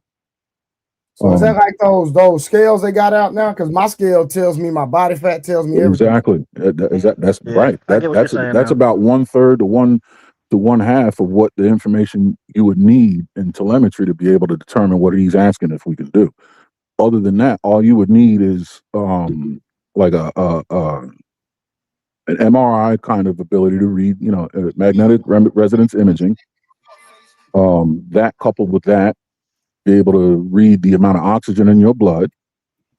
Right? And you use all those numbers and you can calculate someone's LDL, HDL, like pretty much everything. All your basics anyway.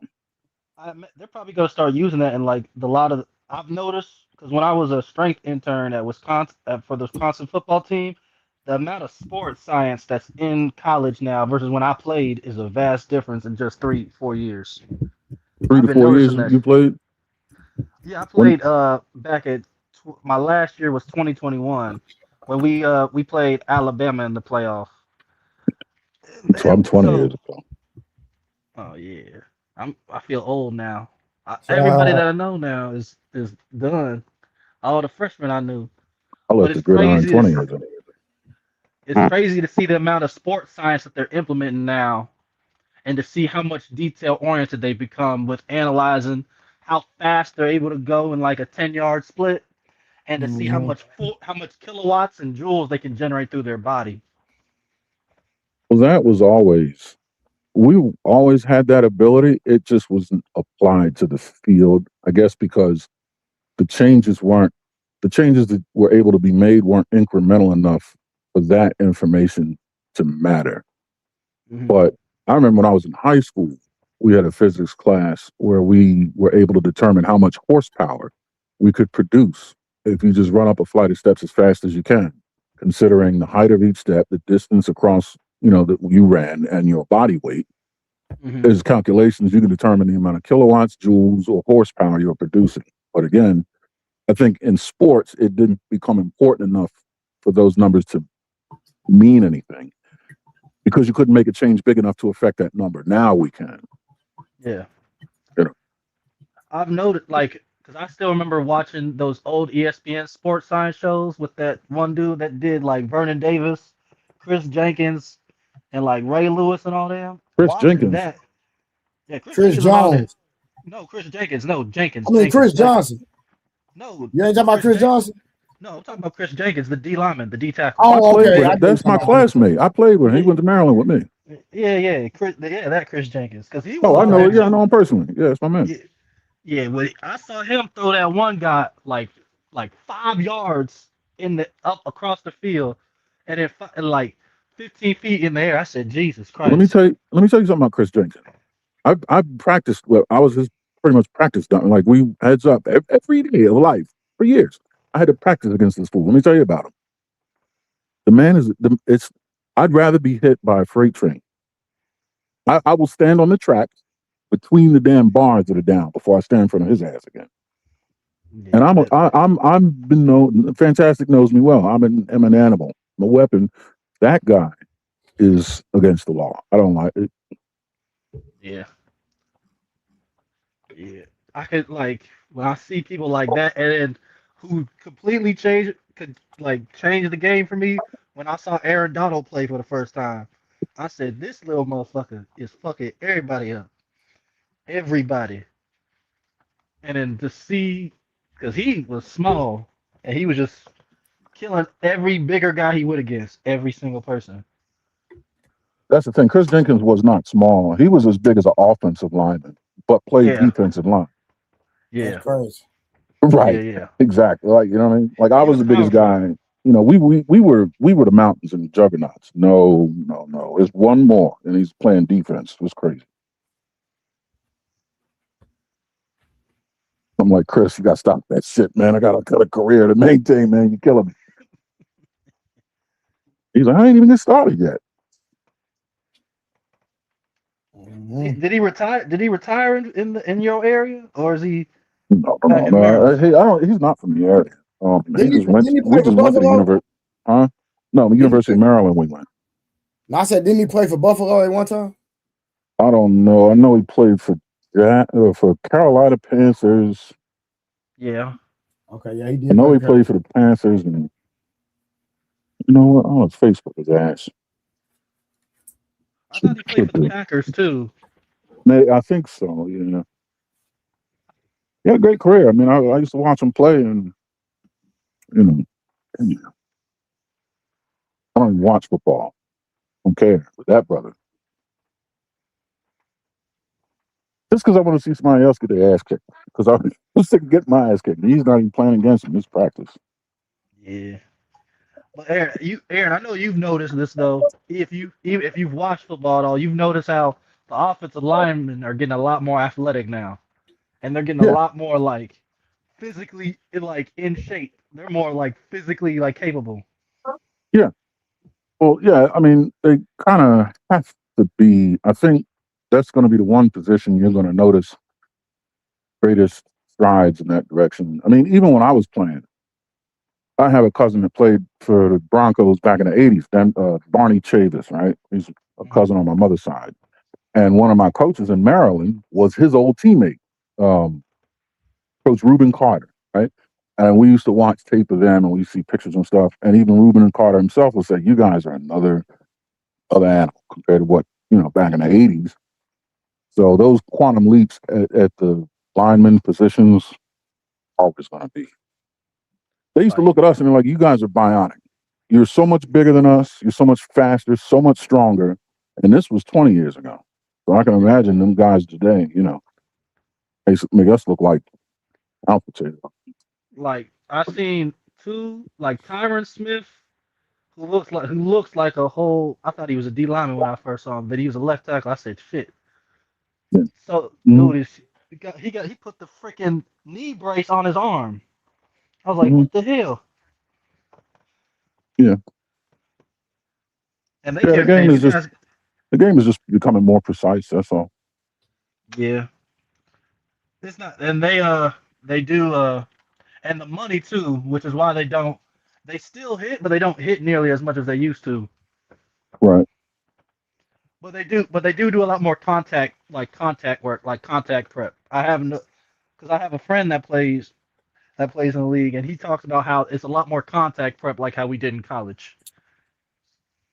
Well, yeah, because the hit is always going to be so bad and violent, you got to make the most use of it you can to benefit the game.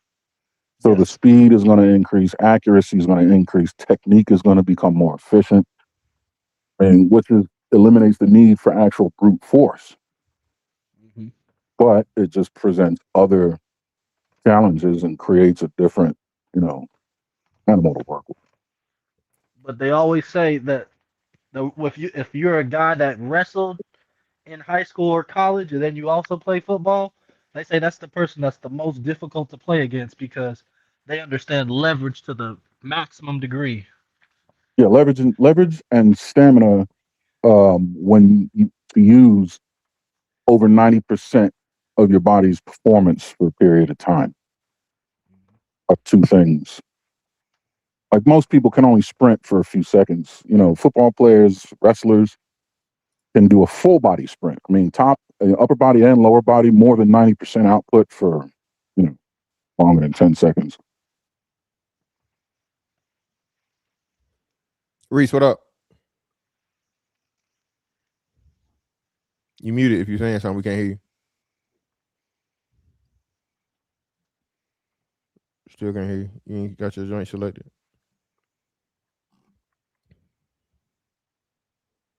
Hey, y'all gonna be up here for a while? A little bit more. More or less than a half hour? What about now? Probably, yeah, you good now, Reese. Yeah, probably about right at a half hour, probably less than that. Okay. All right. I'll be back like maybe 10, 15 to say goodbye to y'all. All right, This sounds like a good one though. But yeah, man, the health shit is really important, bro. Niggas just now finding out you ain't gotta get the finger no more to make sure you ain't got fucking prostate cancer. So I'm pretty sure y'all heard me talk shit before. I try to preach that shit as much as I can. what part? Diet, most of all. Yeah, you say you like 50 something.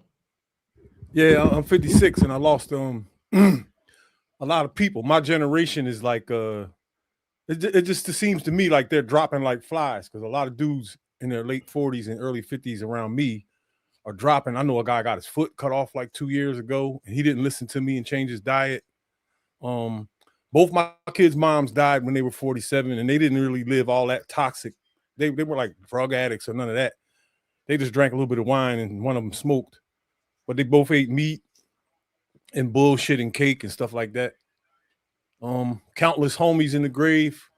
They weren't shot. They just died from diseases. A couple from COVID.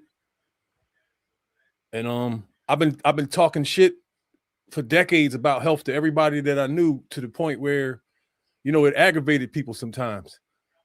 But I don't understand the mentality because they see everybody dying and they watch me and what I do and they can't put two and two together and they're just dooming themselves. It's shit's sad to see, man. Indeed. We lost a couple from the space. Yeah, no. Kevin Samuels, a lot of people were around that age. I think ARC was a little older. So I don't know, you guys may not be familiar, but RP, ARC, RP, David Carroll, RP, Kevin Samuels, of course. There's a lot of brothers around that age, man, early 50s that didn't make it, you know. That's my group, yo. Me and Kevin Samuels are exactly the same age and the other boy. That's my group. At the same time, though, bro, health is a part of it. Yeah, but at the same time, I'm on some, I guess, on some esoteric type shit. Your time is your time. Ain't nothing you can do to speed it up and slow it down. But I do say this. I don't say that to get away from the health. I think you need to be as healthy as you possibly can up until that day comes. Yeah. But ain't nothing you can do to prolong it. When it's your time, you up out of here. Yo, you niggas like chicks, and you gonna want y'all good looking niggas. Y'all not gonna want that to stop. You see what I'm saying? And this crushes a lot of niggas mentally, but you'll never hear them admit to it or talk about it. Everybody's gonna sound like they're a ladies' man when they're up here in their 50s, and they're liars, man. Most of the world, I see what dudes is going through, and they got to do all type of shit to get attention from women. And I don't want to go through that. I don't care if I have to work hard and be tired and get up at 6 o'clock and do a bunch of shit. I don't care. I'm gonna do it every day.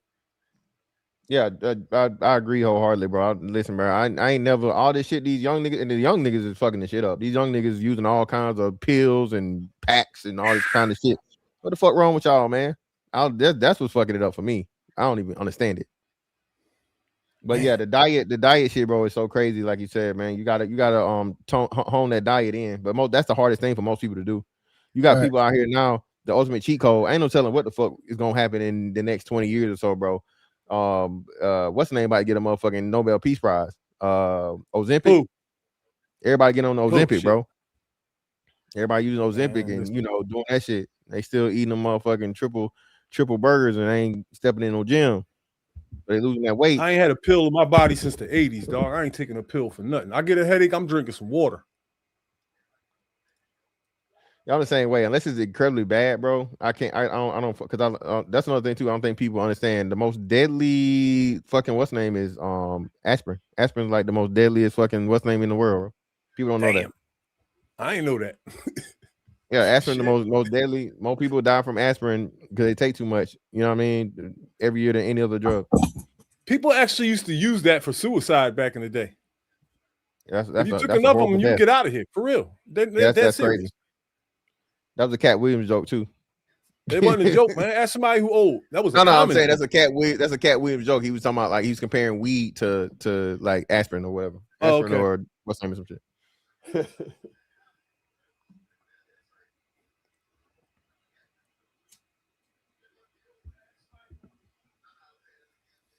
Listen, man. I gotta do this shit, man. I told y'all, man. Listen, all of this shit for men, bro, is men are just being trolled like 90% of the time, bro. We don't even know this shit. I'm telling y'all, man. And it's because white boys run everything. White boys just think everything funny, bro. White boys think everything fucking what's name. So I'm definitely doing what's name on this. I told you, motherfuckers. I told y'all. I never believed that shit. I never believed it. Okay. All right. The male G spot revealed, and everyone who guessed this in the rear was wrong. You know how many times I told? How many times I told a bitch, I was like, "Hey, bitch, my motherfucking G spot is in the head of my penis, baby." And Fantastic was right, motherfucker. You ain't gonna tell me. When they used to say that bull crap, I used to say I don't have one. Yeah, exactly. I ain't got one then, nigga. Yo, niggas in their 40s and 30s are from the Dookie hole era. I hear them on the corners bragging about the that's cap. That's cap, Reese. Don't believe that line, boy. Don't believe that. I'm out here, dog. I catch the bus on street corners with 20 niggas. Hey, them niggas gay. Reese, that's them niggas. That ain't everybody, bro. Like, don't believe 40 that. 40, that is not. It's all over the internet. It's in songs. Trey Songz was saying that shit 10 years ago. It's not the majority of men, though, Reese. It ain't. And if it is, I don't care. I don't mess with it, so it don't even matter. I ain't gonna lie, I don't know. I just be hearing it a lot. Like y'all generation, the young. I don't really know if it's like most of them or something, but just seem that way. Bro, all my niggas, bro, I ain't never had a conversation with any of my niggas talking about that, bro. Never in my life, bro. Damn. Nigga talk about smashing women. As far as we go. You know what I'm saying? That's it. There's no shame in that shit, bro. And with these cats around here, man. No shame whatsoever. Well, up there in Philly? Yeah, and in Camden. I done heard that shit everywhere I went in the East Coast. You know, I'm in the South, bro, so, you know.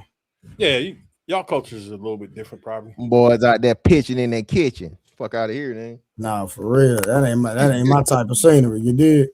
Ain't no, if it ain't no natural secretion, I don't want it. You hear me? Hey, man. No, bro. You wilding, bro.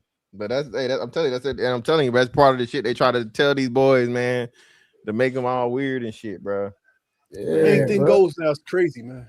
Hey, them niggas want trick. Them niggas want. Hey, listen, JT.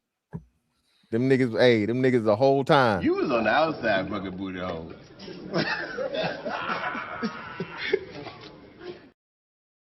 Man, listen, bro. A bitch get too low on my balls, I pop her in the forehead. I don't play that shit, man.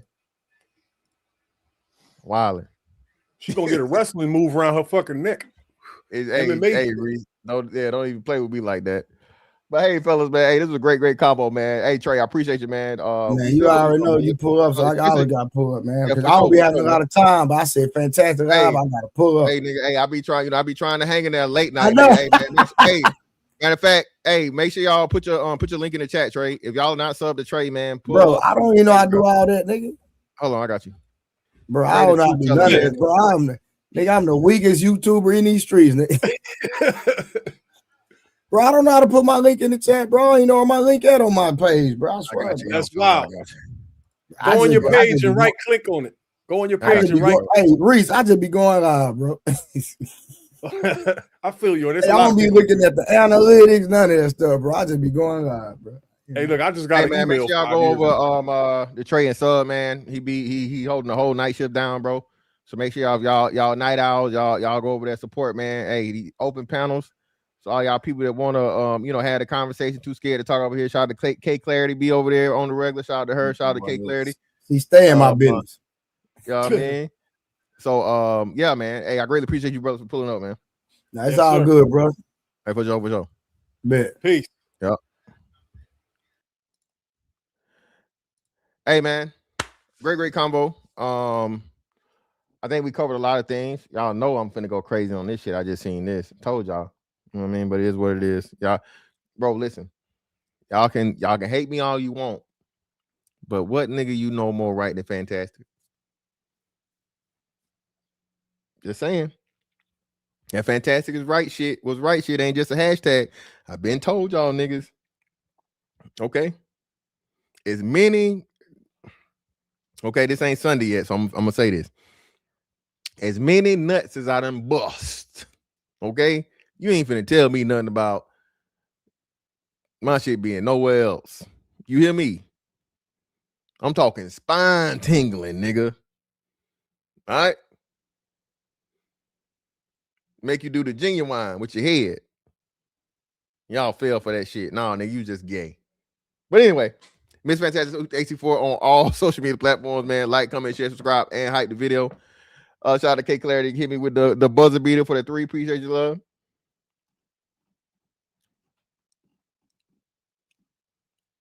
What the fuck about you that? Ain't nothing but some money. And we out, man.